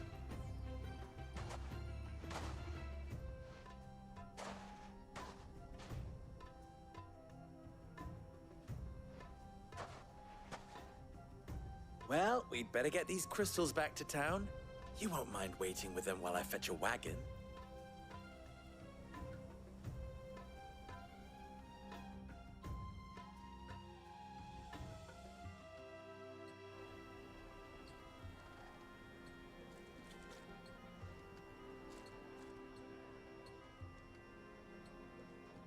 It occurs to me that I still don't know your name. Clive. So, Sid the Second is a Clive? I suppose it could have been worse. Well, Clive, you held up your end of the bargain, so I must do the same. Passage through the South Gate, was it not? To tell the truth, you've helped a little there too. Many of the guards have already been redeployed to deal with the issue of their missing comrades. And those left behind have been encouraged to look the other way should you attempt to pass through. Thank you. And please allow me to cover your costs. You still have the purse I gave to the soldiers, I trust? I saw you pluck it from one of the bodies. Oh, dear. Was I really so obvious? And my name is not Greybeard. It is Lord Byron Rosfield, thank you very much. No, thank you very much, Greybeard. Of all the... Ugh! Here, wear this.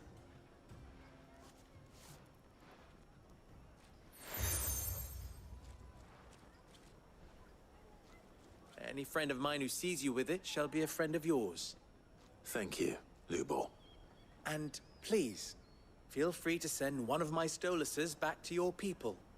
Tell them that Rosina Dalamil is back in bed with Sid.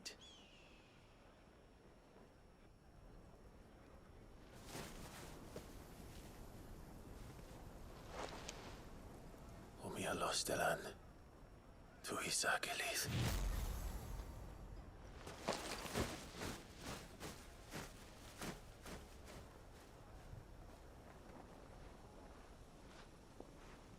I'm trusting you, Sid. Or should I say, Clive? So be sure not to let me down. I have a reputation to uphold.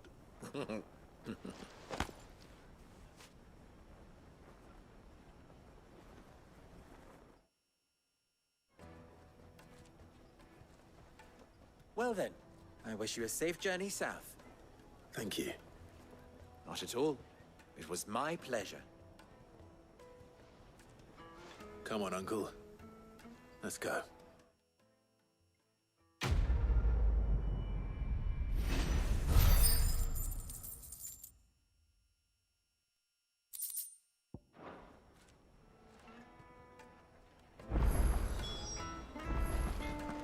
I've never even forged a button. Perhaps Forge Master Luber's having fun at my expense. I wouldn't put it past him. Neither would I. Oh, wait. Are you Clive? Sorry, my mind was elsewhere. I'm Sava, Master Luber's least accomplished apprentice. Soon to be former apprentice if I don't pass this test. Maybe I'm just not the resourceful type. People are buying up weapons faster than the Briar's Kiss can forge them, and here I am, unable to make a decent bit of kitchenware. He wants me to make a carving knife, one that embodies the spirit of Dalamil. Whatever that's supposed to mean. I don't suppose you have any idea what he's on about, do you? I'm afraid not. Never mind. Thought I'd ask. It was that or pack my bags.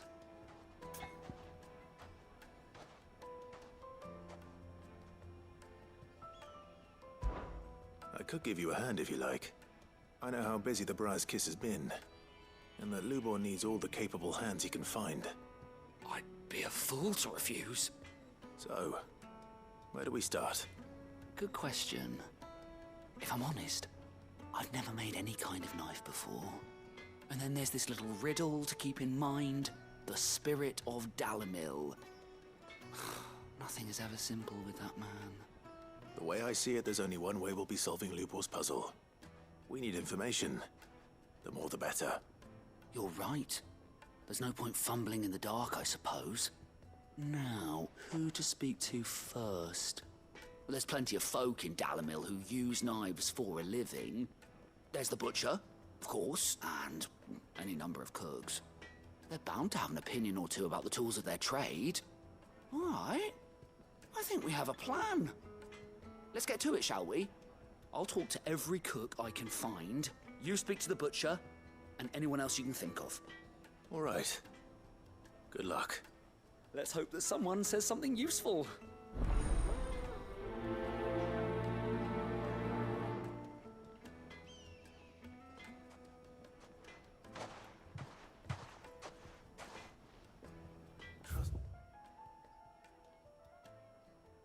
Lubor to take a simple test and turn it into a riddle.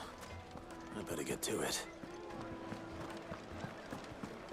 The most fragrant herbs and spices from the bread. Welcome, sir. What can I do you for? A question, if you don't mind. I need to know what makes a good carving knife. You a blacksmith or something? Something, I suppose. Fair enough. Knives, is it? First and foremost, it's got to hold an edge. Most knives will make it through fat, no problem, but sinew dulls cheap steel in no time. Give me a blade which can slice through anything that crosses my chopping block, and I'm a happy woman. So a knife that stays sharp. Makes sense.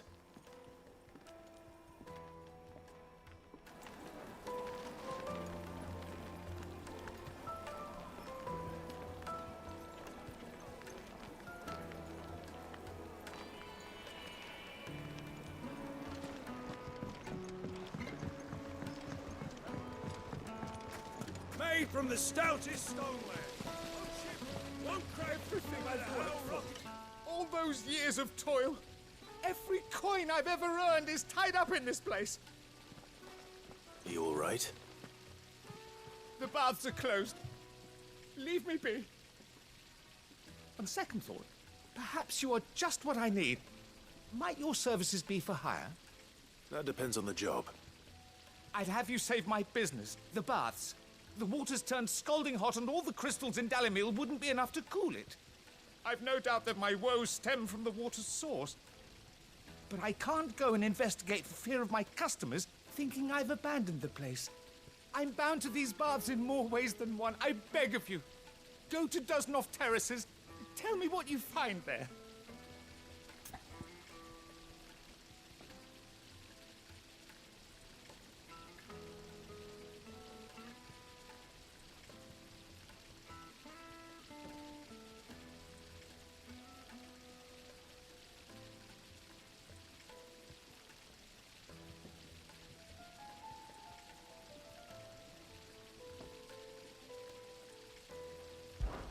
All right. I'll go and take a look. Wonderful. It's not far. Leave the market by the south gate. The smell of sulfur will guide you the rest of the way. These baths are all that keep me from an ignoble end in a debtor's prison. My livelihood, my very life, is at stake.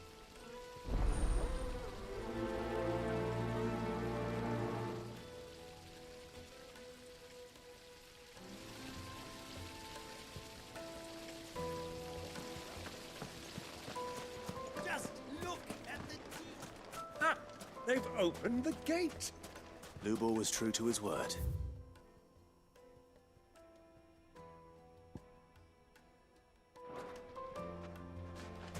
Well, we can make our way back to the Fang now, at least.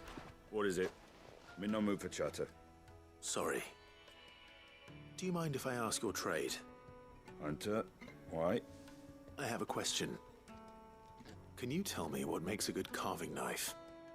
I assume you use one out in the field.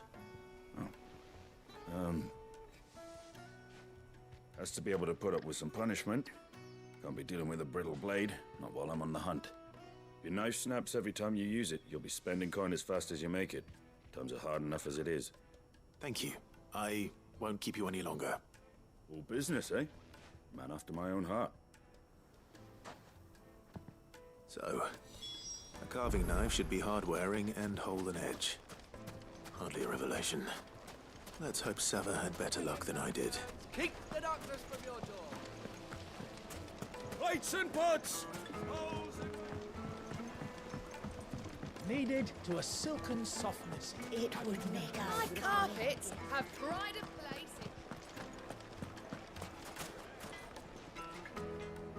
So, how'd it go? You learn anything useful, or should I be looking for a new trade? Only that a blade should be durable and stay sharp. But I don't see how that relates to the spirit of Dalimil. I didn't have much luck either. All the cook said was that he needs his knives to be light. Too heavy and they do his shoulder in. So we're no better off than when we started. Perhaps Lubor didn't mean anything with his Dalimil remark. But that can't be right. I've bandied enough words with the man to know that he chooses them carefully. No. We must be missing something. Something right in front of our noses, most likely. No doubt you're right, but I have to make a start soon. I can't put off making this knife forever. Agreed. Luba wouldn't like that much. Right. I've been trained to work iron. The cheap stuff, mind. But it's hardy enough if you don't hammer it too thin, and it sharpens up nicely with a bit of effort. Trouble is, it's either durable or it's light. Meaning someone is gonna be disappointed. Forge Master Lubor, probably. Is there no one else you can turn to? Someone who knows their metals, perhaps? The other apprentices know better than to help me with my test. But maybe there is someone I could turn to. A merchant, a favorite of Forge Master Lubor's, who sells metals to tradesmen passing through the Valcroy. I bet she'd know a thing or two.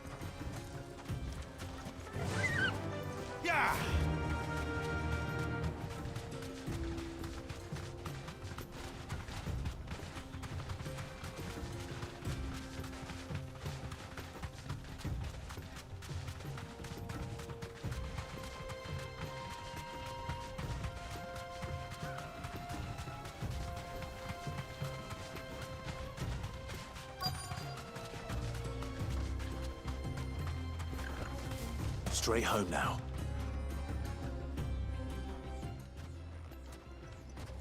Any luck? Or will you be needing help with your bags? Well, I asked her, but... you tell him. If you're looking to make a knife that will impress a master like Lubor, there are options. They're just not that viable. Featherlight adamantite knives will get passed from generation to generation, never needing so much as a lick of the whetstone. But adamantite ore is unique to ash, so it doesn't come cheap. And it's beyond my skill to handle. Unique to ash. Are there any materials unique to Dalamil? Something which could be mixed with iron to refine it. Make it lighter. What are you getting at? You said that Lubor trained you to work iron. Then that's what he'll expect you to use. But he would have known that it would either be too heavy or too brittle for a carving knife. Perhaps his Dalamil remark wasn't a riddle, but a hint. If it's cheap metal you're using, then there's always limestone, I suppose. Folk first settled Dalamil to get at her mineral deposits. And, if you know the trick, it can be melted down in the furnace to drive out impurities from low-quality iron. Bloody hell! That must be it! I don't suppose you know the trick, do you? It's hardly my speciality, but I've been around enough blacksmiths to know how it works. Looks like I've got some learning to do. Clive, I hate to ask after all that you've done for me, but... The limestone? Fine. I can hardly abandon you now. Besides, I want to know if this is the answer to Lubor's little riddle. I can't thank you enough, Clive. You'll have no trouble finding limestone over in the terraces. The place is bloody made of it. Then I suppose I'll meet you back at the forge. Right you are. I'll see you shortly. So, do you crush it up, or just throw it in the furnace?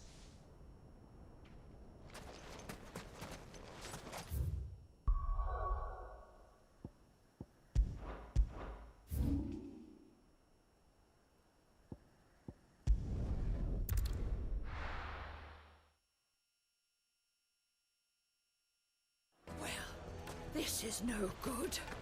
I was hoping to get out. Is it true what I'm hearing? My carpet! Take a sniff, good sir.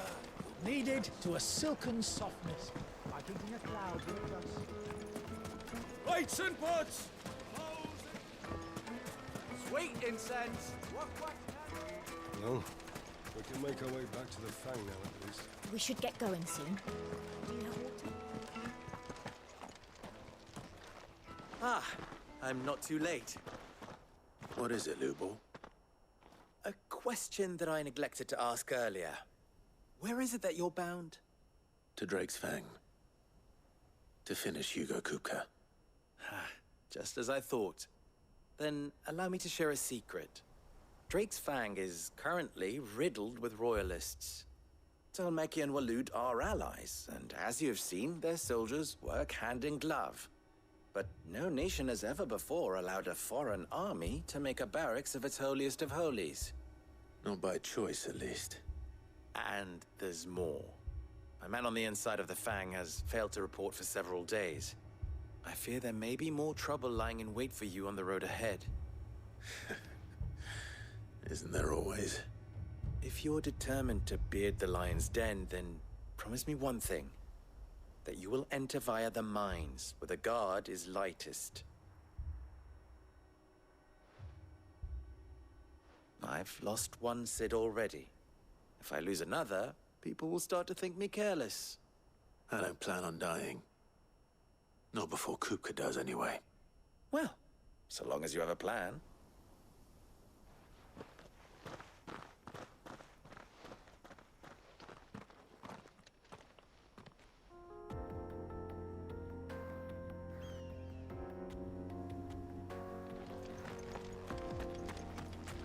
Drake's Fang should be just beyond these springs. Shall we press on?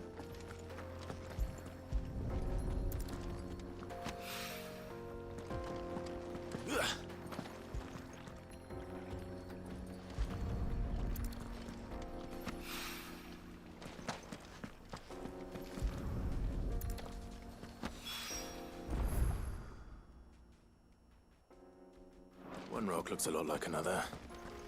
Hopefully this is what Southern needs. Girl, the gate's open now, we can press on.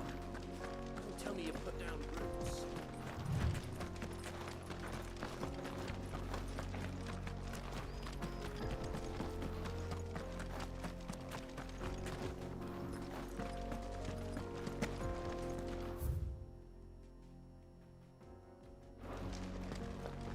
What the hell are those things?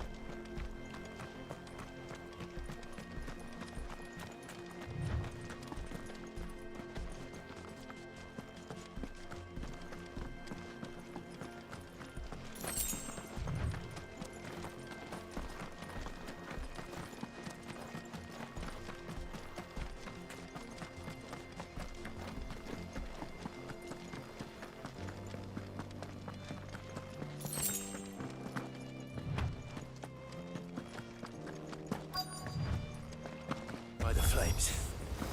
That explains the heat.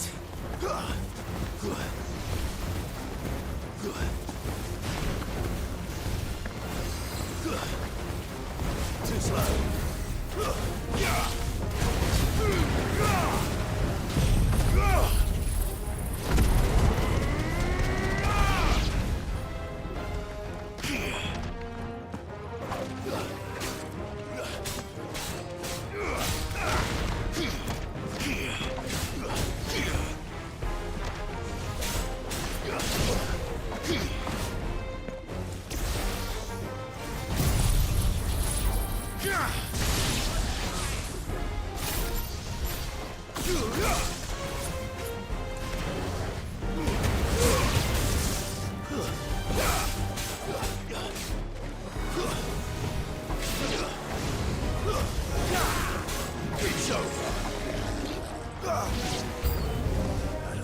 Pan.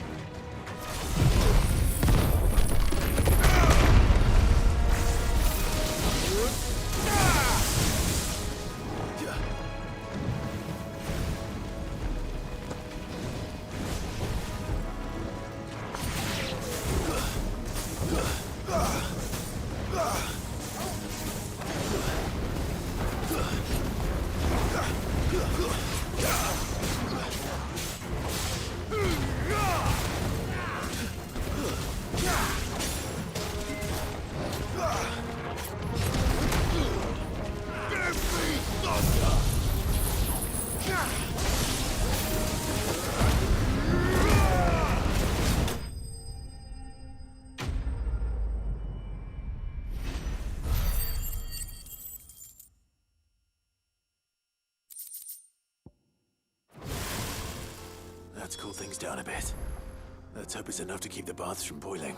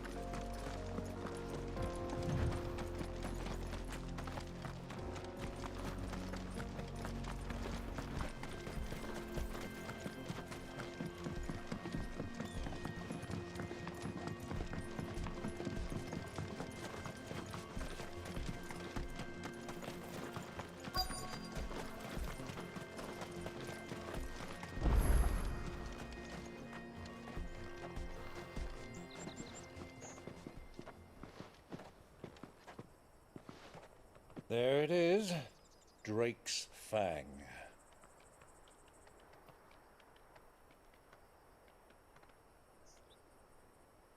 Kupka will be hiding inside.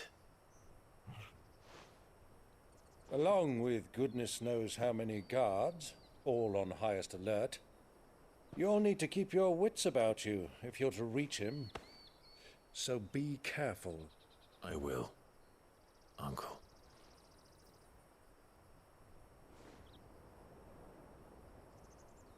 Before you go, Clive, allow me to apologize.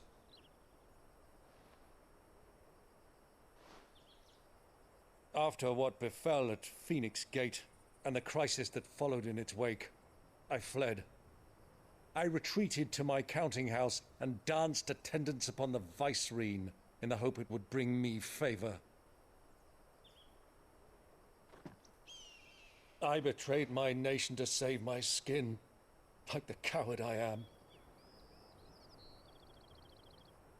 And I'm sorry. Uncle, please. It's not too late, Clive. Rosaria is yours by right, and there are those that would help you to take it back. Had I the courage of my brother, I might already have done so.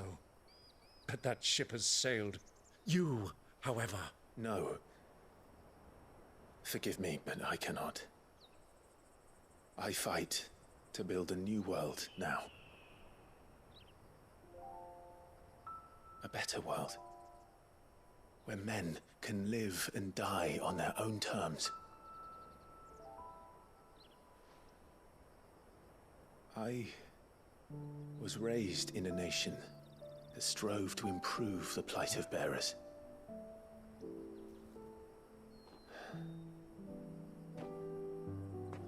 Only later did I realize that spark of freedom did not arise by chance, but was kindled by my father. You would see me follow in his footsteps. And that is exactly what I mean to do. Not by ruling Rosaria, but by extending his ideals to the whole of the twins. Though every soul in the realm may judge my actions heresy, I am certain my cause is just. You really are just like him, you know?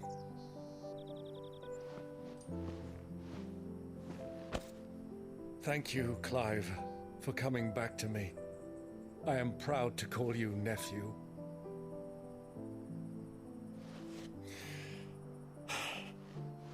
Well then, this is where we must part ways. Wish me luck in convincing my Canvarian friend to share his considerable talents. I mean to plunder his coffers and prove myself worthy of a place in your merry band. Till then, my boy. Till then, go safely, Uncle. And you, nephew. We have much to catch up on, you and I. I shall expect you to regale me with the tales of all your adventures when next we meet. You can regale me too, Torgal.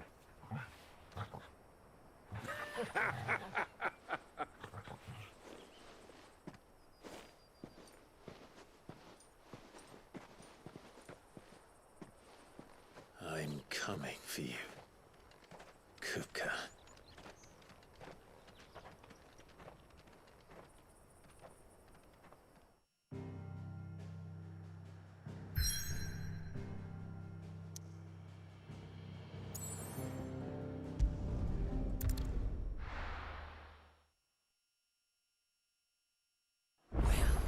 This is no good.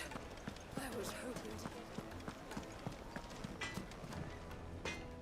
I wasn't sure how much you'd need, but I hope this is enough.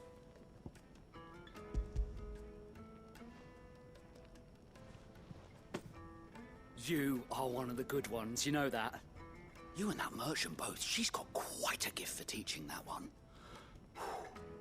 Now, time to see if limestone is the secret weapon we were hoping for.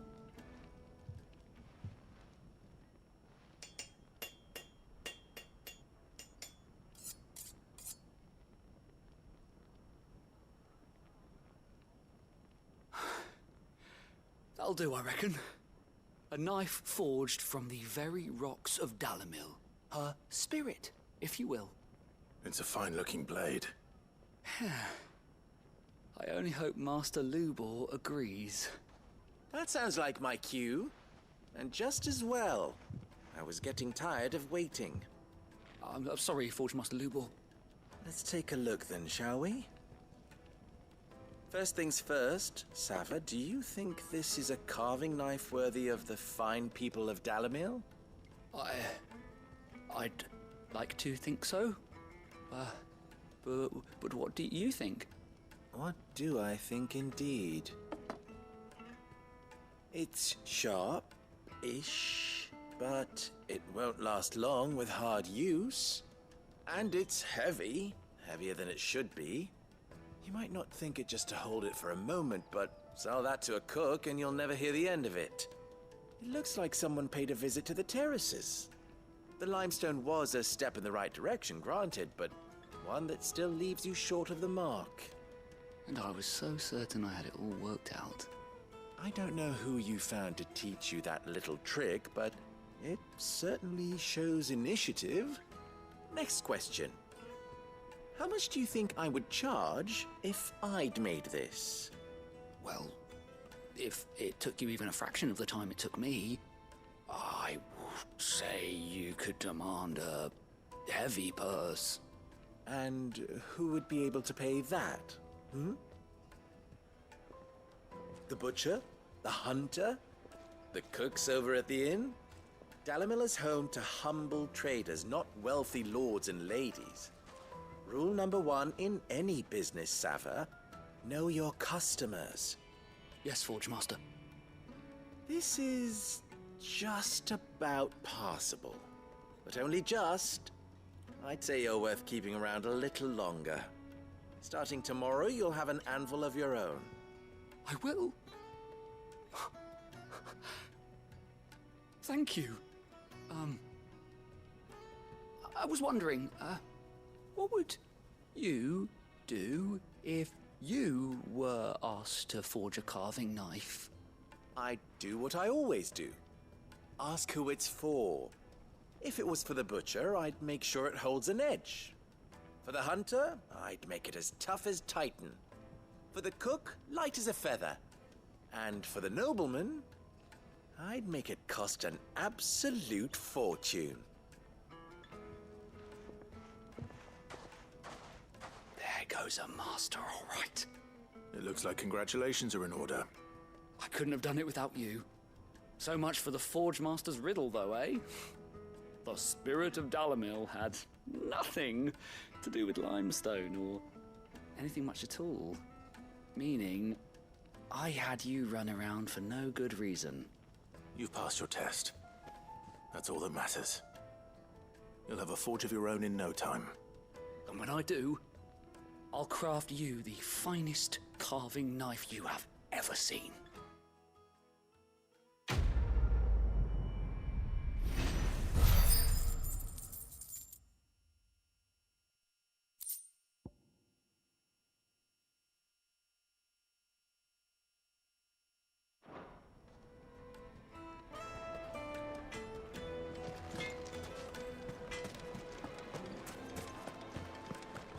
The finest fabric! Take a sniff, good sir. Kneaded to a silken softness, like eating a cloud with a crust. Plates and pots! There he is. The man. I was hoping we'd be seeing you again. The baths grow more bearable by the moment. It won't be long now before we are back to business as usual. I'm glad to hear it. Now, tell me this. What did you find at the terraces? What threatened to make me a pauper? Not what I expected, that's for certain.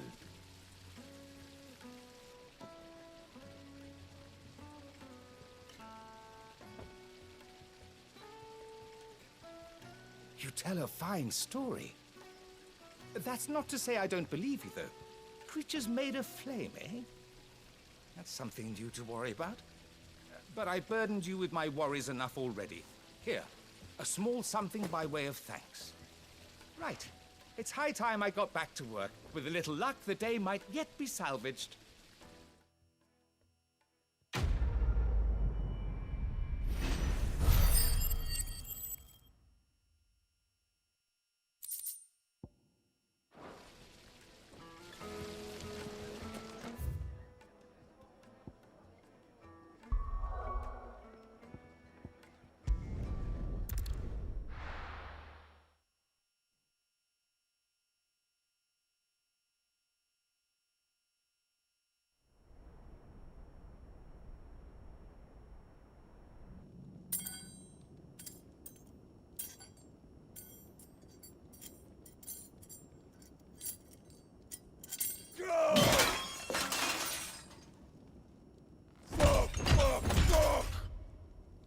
What are they stored? What has that gutter rat done to me?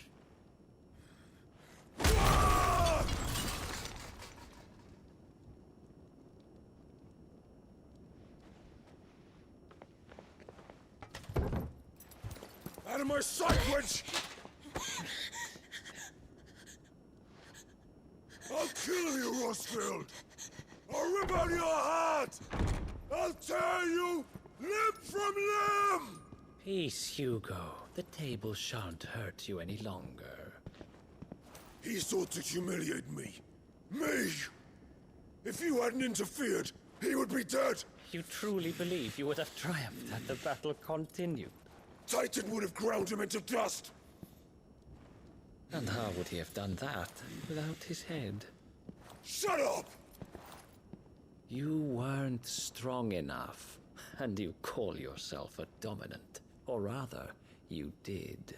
You mock me, Harbert.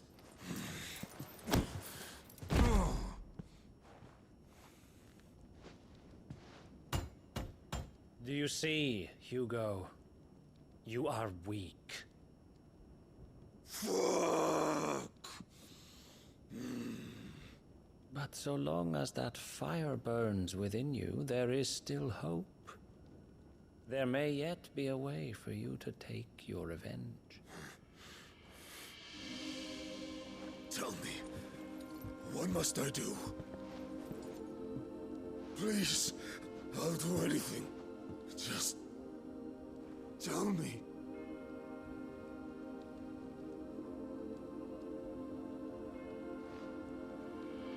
The heart.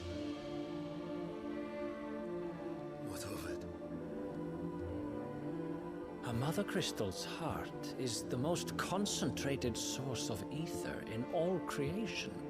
Perhaps you could take advantage of that. Of course, the crystal would not yield her blessing to any ordinary man. But then, you are no ordinary man, are you, Hugo? Clive Rossfield stole your power, but others have suffered a similar fate, and still managed to find the strength to conjure their icon. Like Benedicta Harmon. She too drank of the ether and gained a power beyond human understanding. She did.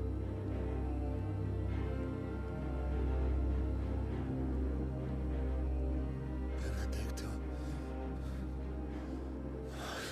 Benedicta.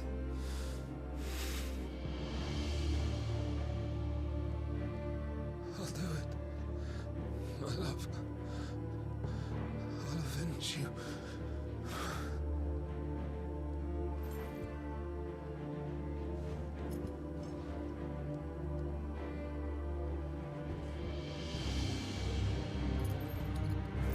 Run along now, Hugo.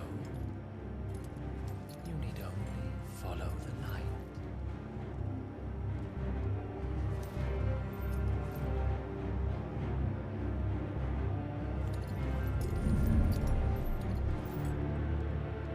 Muthos is here. Very well, it shall be so. You may leave everything to me, Your Majesty.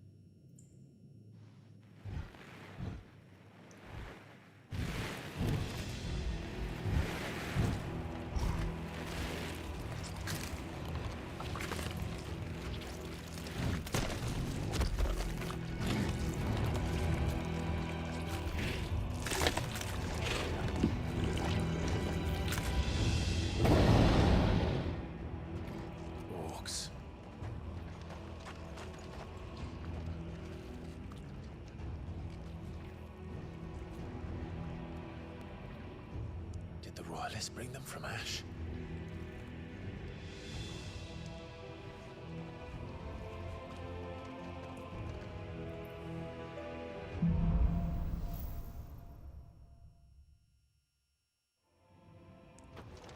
Are the Beastmen part of the Waluda army now? How the hell did that happen?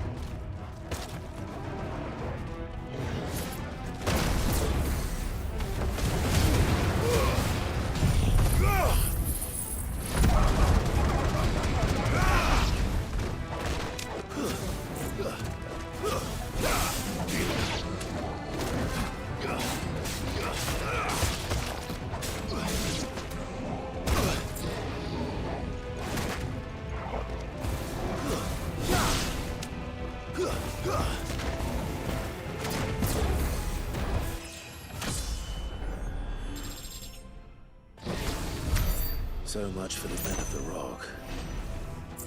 Dalmekia's finest.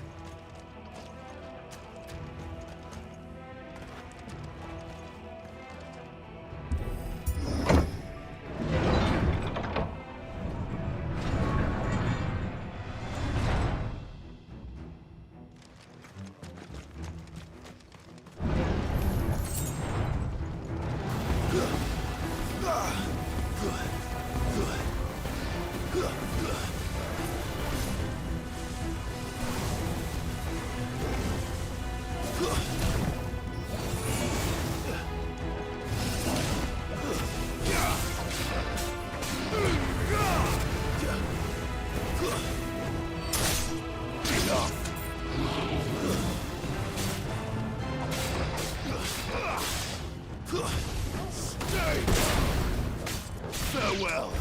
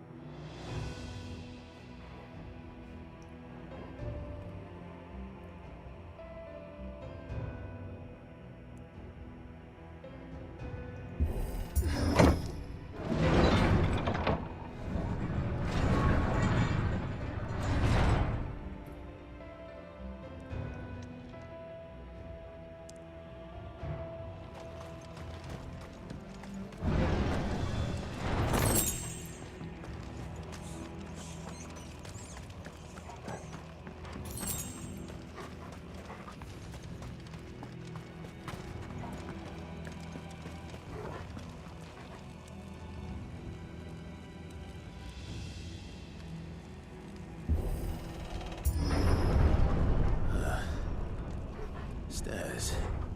This must be the way out.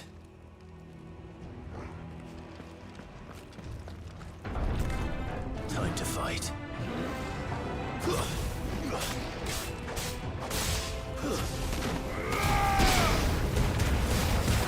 Stay down!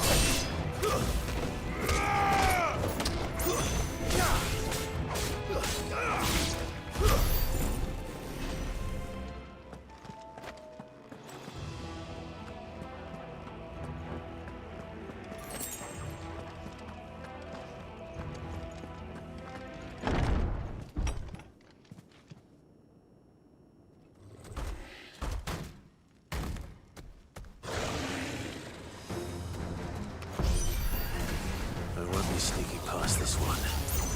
How did it get in here?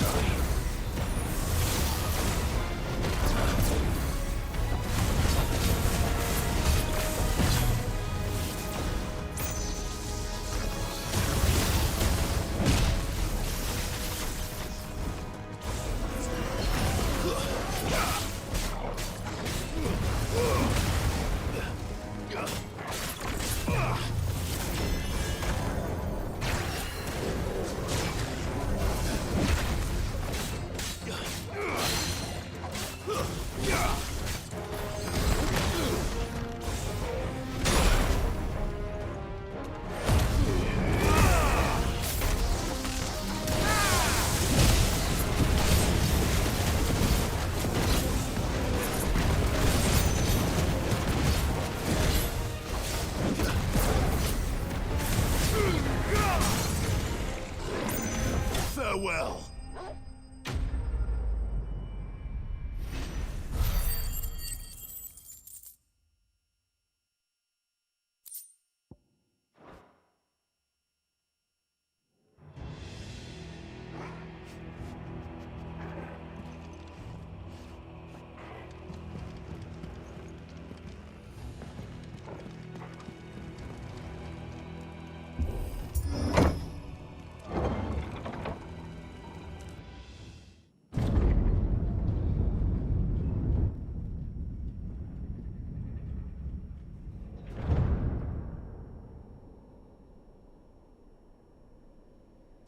By the flames.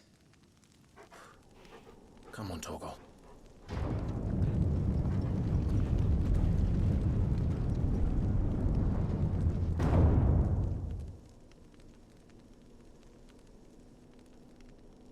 Kupka never did do things by halves. As if taking the Mother Crystal for his own wasn't enough. He had to build his castle in it.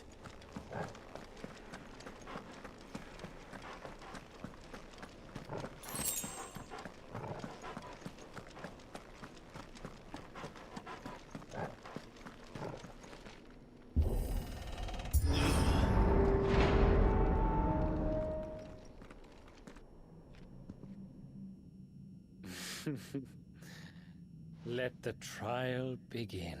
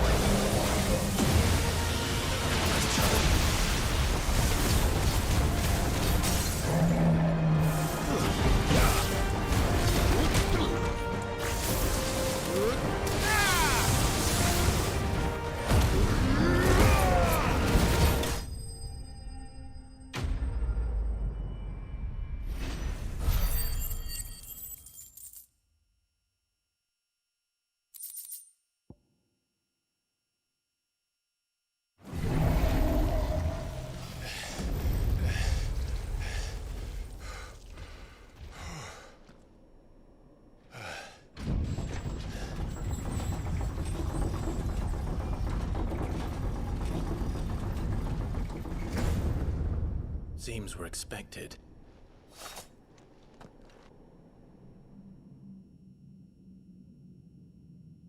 So this is the power of Muthos.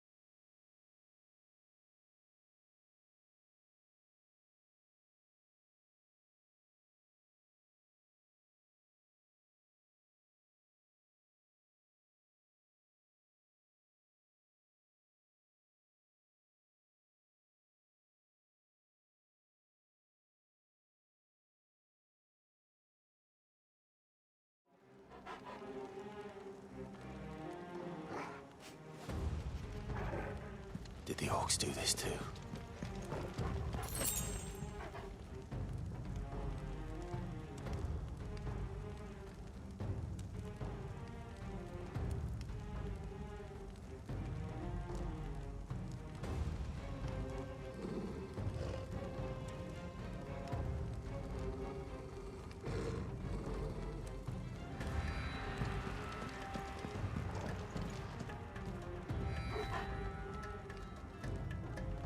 That's better.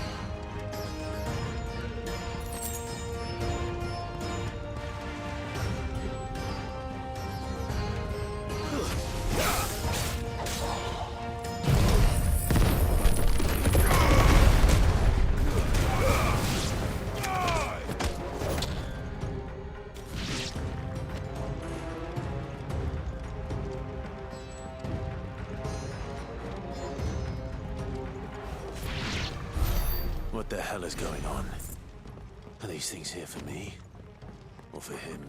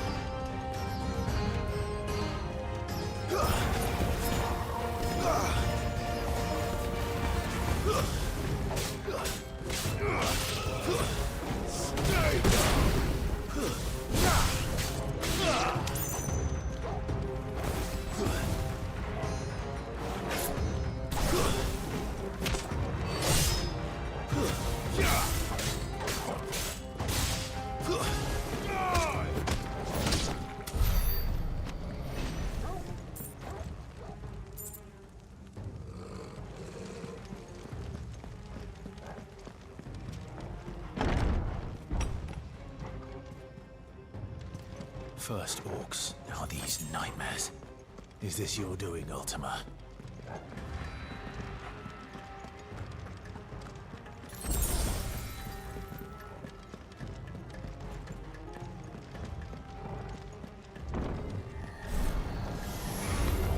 This won't be easy.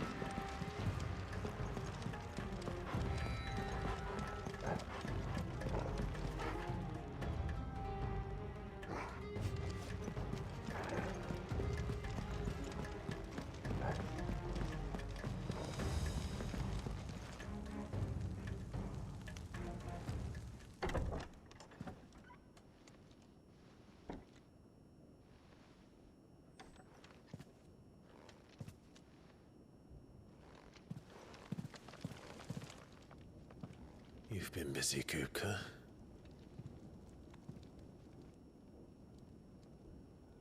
But where did you go?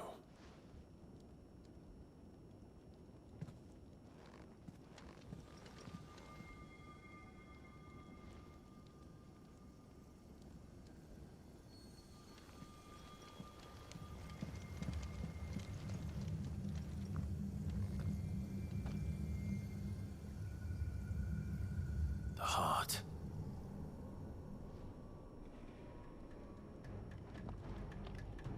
He's in the sanctuary.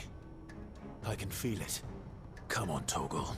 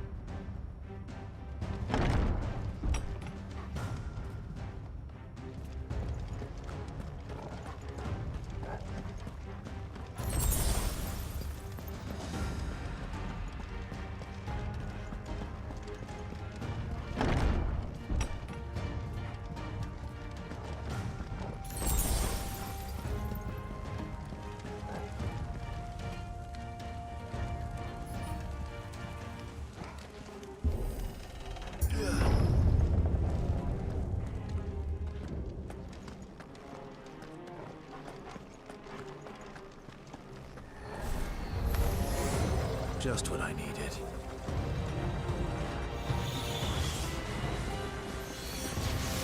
Too slow.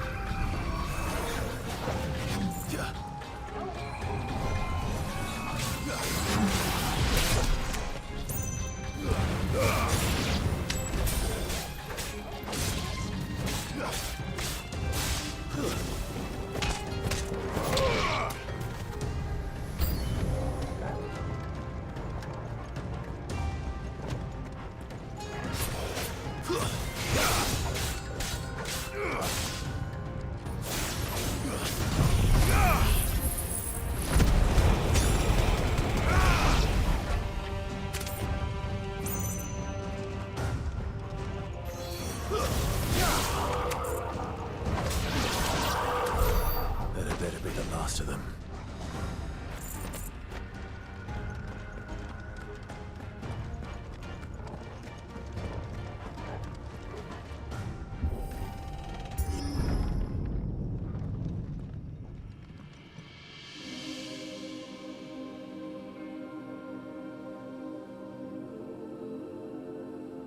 Benedicta, my everything.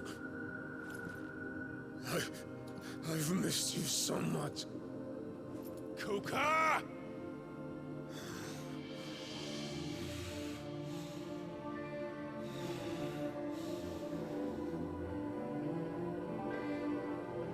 swear to you, my love,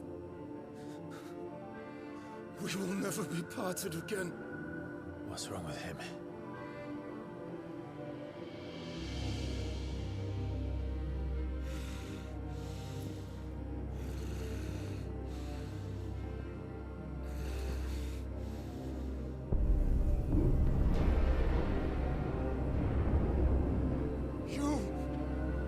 Get away from her!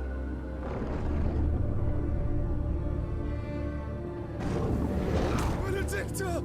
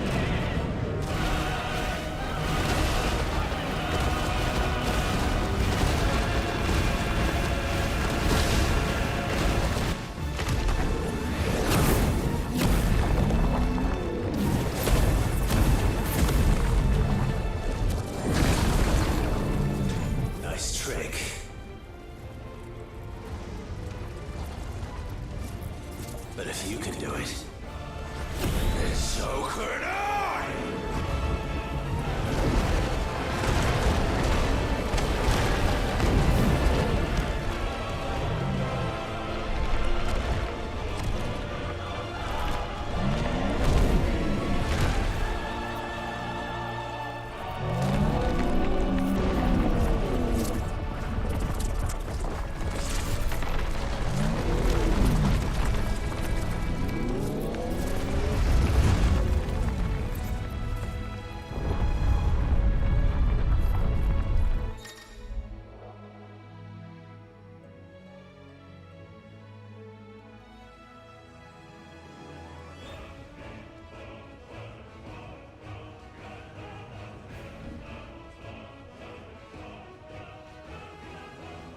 Let's give this a try. Not bad.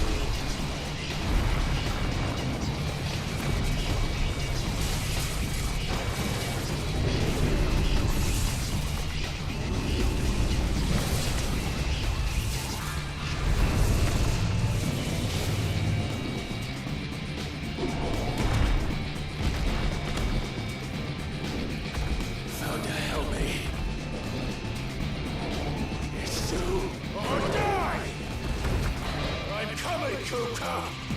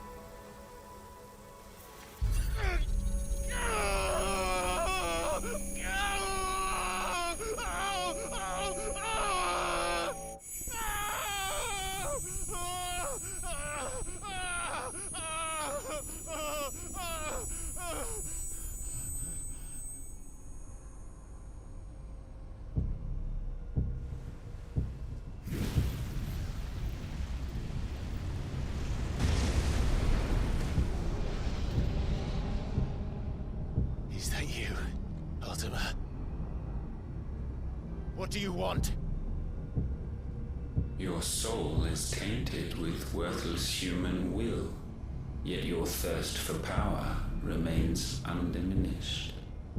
With every sip you take, you grow in strength, and soon you shall achieve perfection. I don't know what you're talking about. You will accept us, Mythos. It is inevitable. You were created for this purpose, and you shall serve it. Never!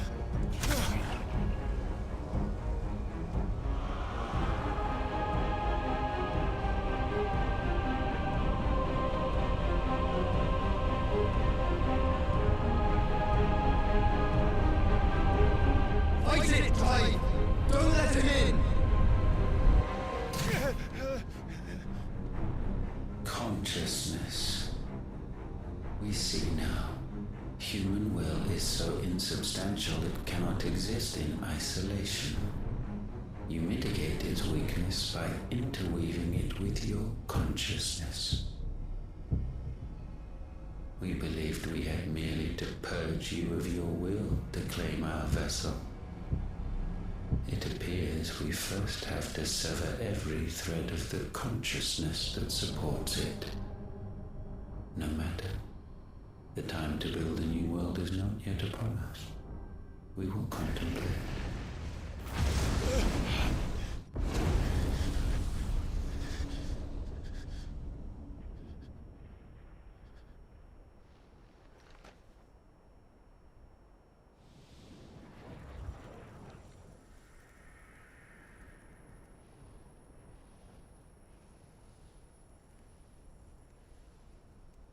Thank you, Joshua.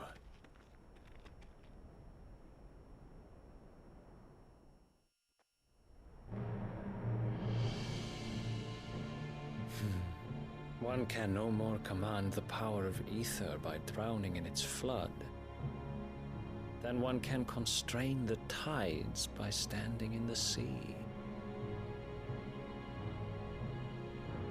I had thought Hugo wiser than this, but it seems his head was full of rocks after all. Titan was strong. Your Majesty. But Mythos is stronger. For 5 years, that man lived only for revenge. Clinging fast to a fiction, even as it swept him into the abyss.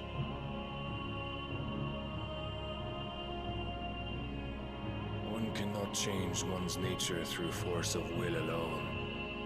Only the Almighty can do that.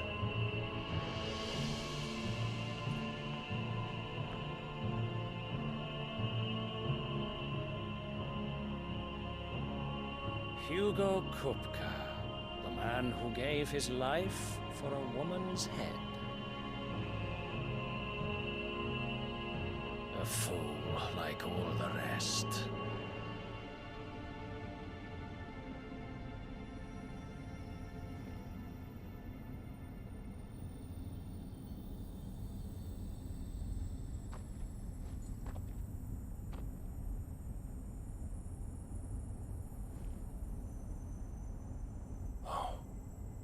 That the death of a mother crystal should be so beautiful.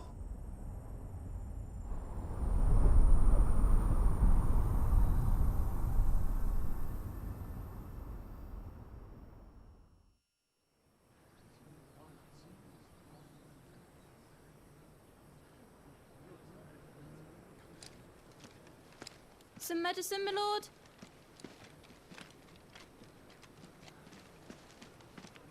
I have salves, potions, anything you need. Stop bothering me, urchin, or you'll feel the back of my hand.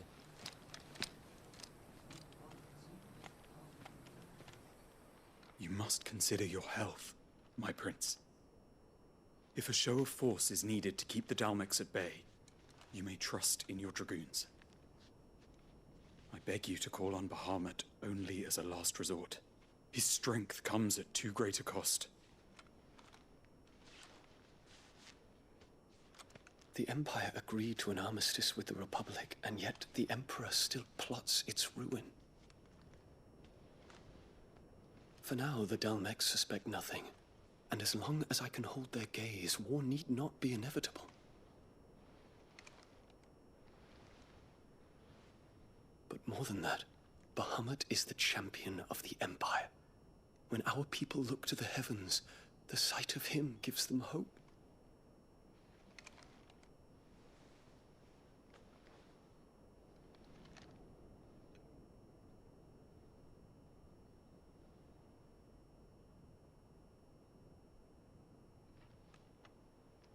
Forgive me, Terence. Would that you were my master. But alas. I will always be your loyal servant.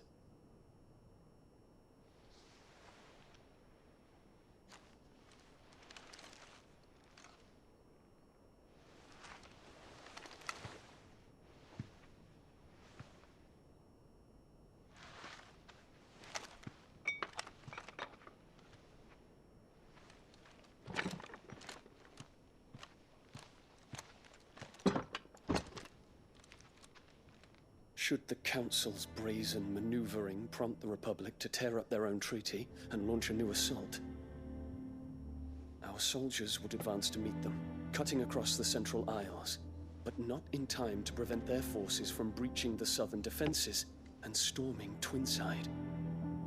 And so the capital would become a battlefield. Thousands of innocents would die. I cannot allow that to happen. There is one small mercy, at least. You will not be forced to do battle with Titan.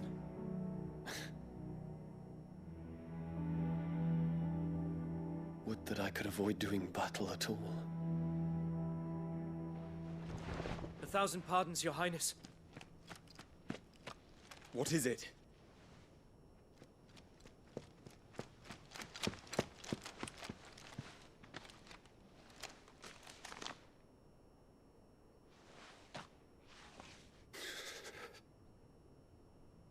Olivier has been made Emperor. What is the meaning of this? My father's orders. What were they?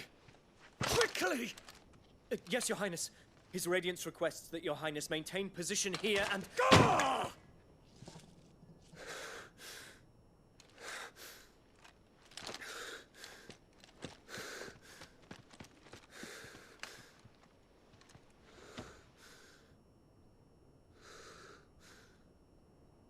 Terence. Yes, my prince. I must go to the palace. I'll ready your steed.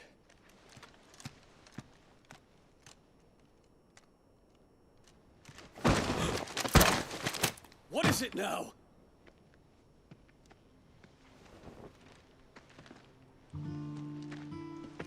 Forgive the intrusion, Your Highness. I know you. At ease. We stand in the presence of the Phoenix. You wouldn't want to get your fingers burned. I hope I'm not interrupting. Not at all. Though I admit, I did not expect such a distinguished guest. How many years has it been since the Remembrance ceremony? 20? I thought you long dead. Do I address a ghost? Many have told me that I look like one. But no. I'm alive. Just. Prince Dion of the House Lesage, I have a tale to tell you.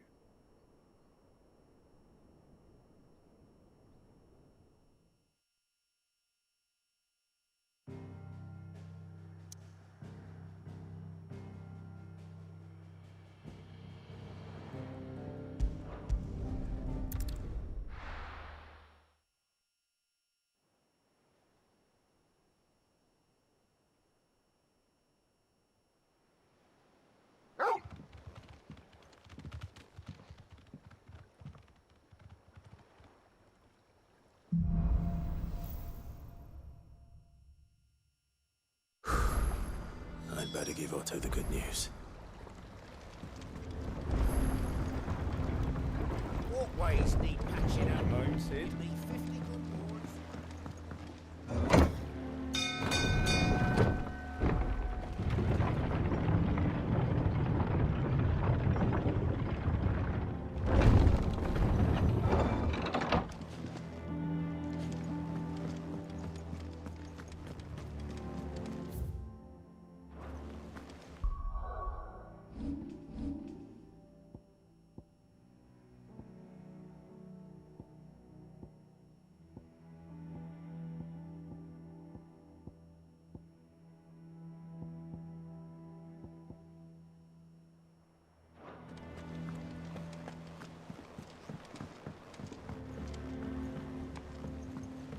We're seeing troops amassing at every border crossing.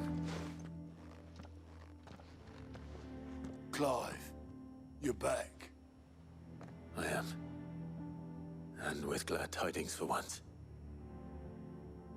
Hugo Kupka is no more. Well, I'll be. All of our comrades who lost their lives back at Sid's place be smiling down at you right now. We had a Stolus from Lubor saying Drake's Fang had fallen. I expect that was your doing as well, was it? It's a long story. One for the history books, I'll bet. Welcome home, Clive. It's good to be back. You look better. I feel it. Which means I'm coming on your next little adventure. You're not leaving me behind again. Wouldn't dream of it. Otto. Any word on the Royalist movements since I've been away? Shouldn't you be putting your feet up? If you really want to know, go and have a word with Vivian. Thank you. I will.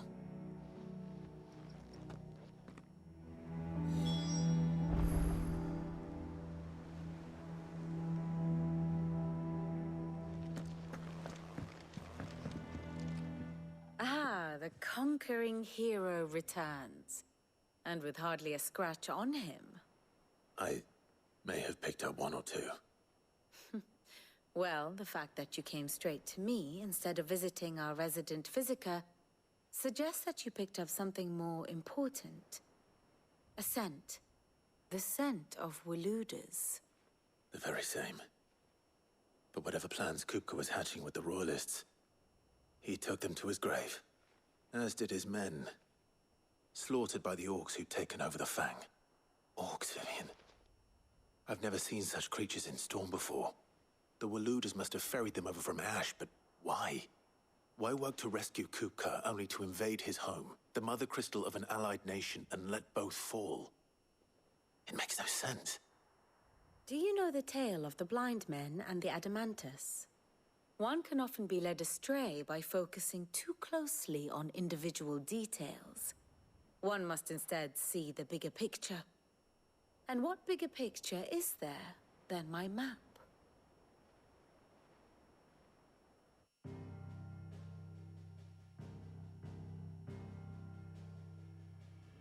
The Kingdom of Waloed claims dominion over all of Ash. It is a nation forged by the bloody conquest of Barnabas Tharm, the dominant of Odin. The Canvarian War of Independence in 849. The Battle of the Twin Realms in 865. The Battle of Belinus Tor in 873. Wheresoever his armies fought, Odin was found where the fighting was fiercest. But of late, the warrior king appears to have laid his sword to rest. Battle rages for control of the crystalline dominion. Yet Tharm sends not a single ship in support of his Dhalmekian allies. Meanwhile, the Blight ravages great swathes of Ash. Yet warlike Waloed shows not the faintest interest in laying claim to untouched lands. So why go to the trouble of sending an army of orcs into the heart of Drake's Fang, only to make no attempt to claim the Mother Crystal for Waloed? It can hardly be for lack of men. Tharm's armies rival any in the Twins. No. We have not seen the last of the Waluda standard. Odin will ride again. It is but a question of when. And on that day, who will be trampled underfoot?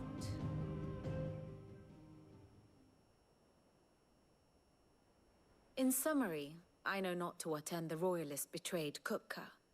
I know only that it is part of some broader scheme. A scheme tied to the ambitions of one man. King Barnabas. But there is no need to wallow in confusion. If one is to cure a sickness, one must first identify the symptoms. And your Lord Uncle has volunteered to do just that by keeping an eye on the Royalists' movements. He's really throwing himself into this. Indeed he is. Which means all that remains for us to do is await his reports. Well, not quite all in your case. The people of the Hideaway must hear the news. Justice has been done. Hugo Kupka is dead. The wounds he left that night are still raw. Especially for those who lived with Sid the longest. Tell them that those wounds might finally begin to heal. Consider it the price of today's instruction. I've never known you to be sentimental. What can I say? I am only human. And we are, all of us, sentimental animals at heart. I suppose we are. Very well. I'll go and spread the word.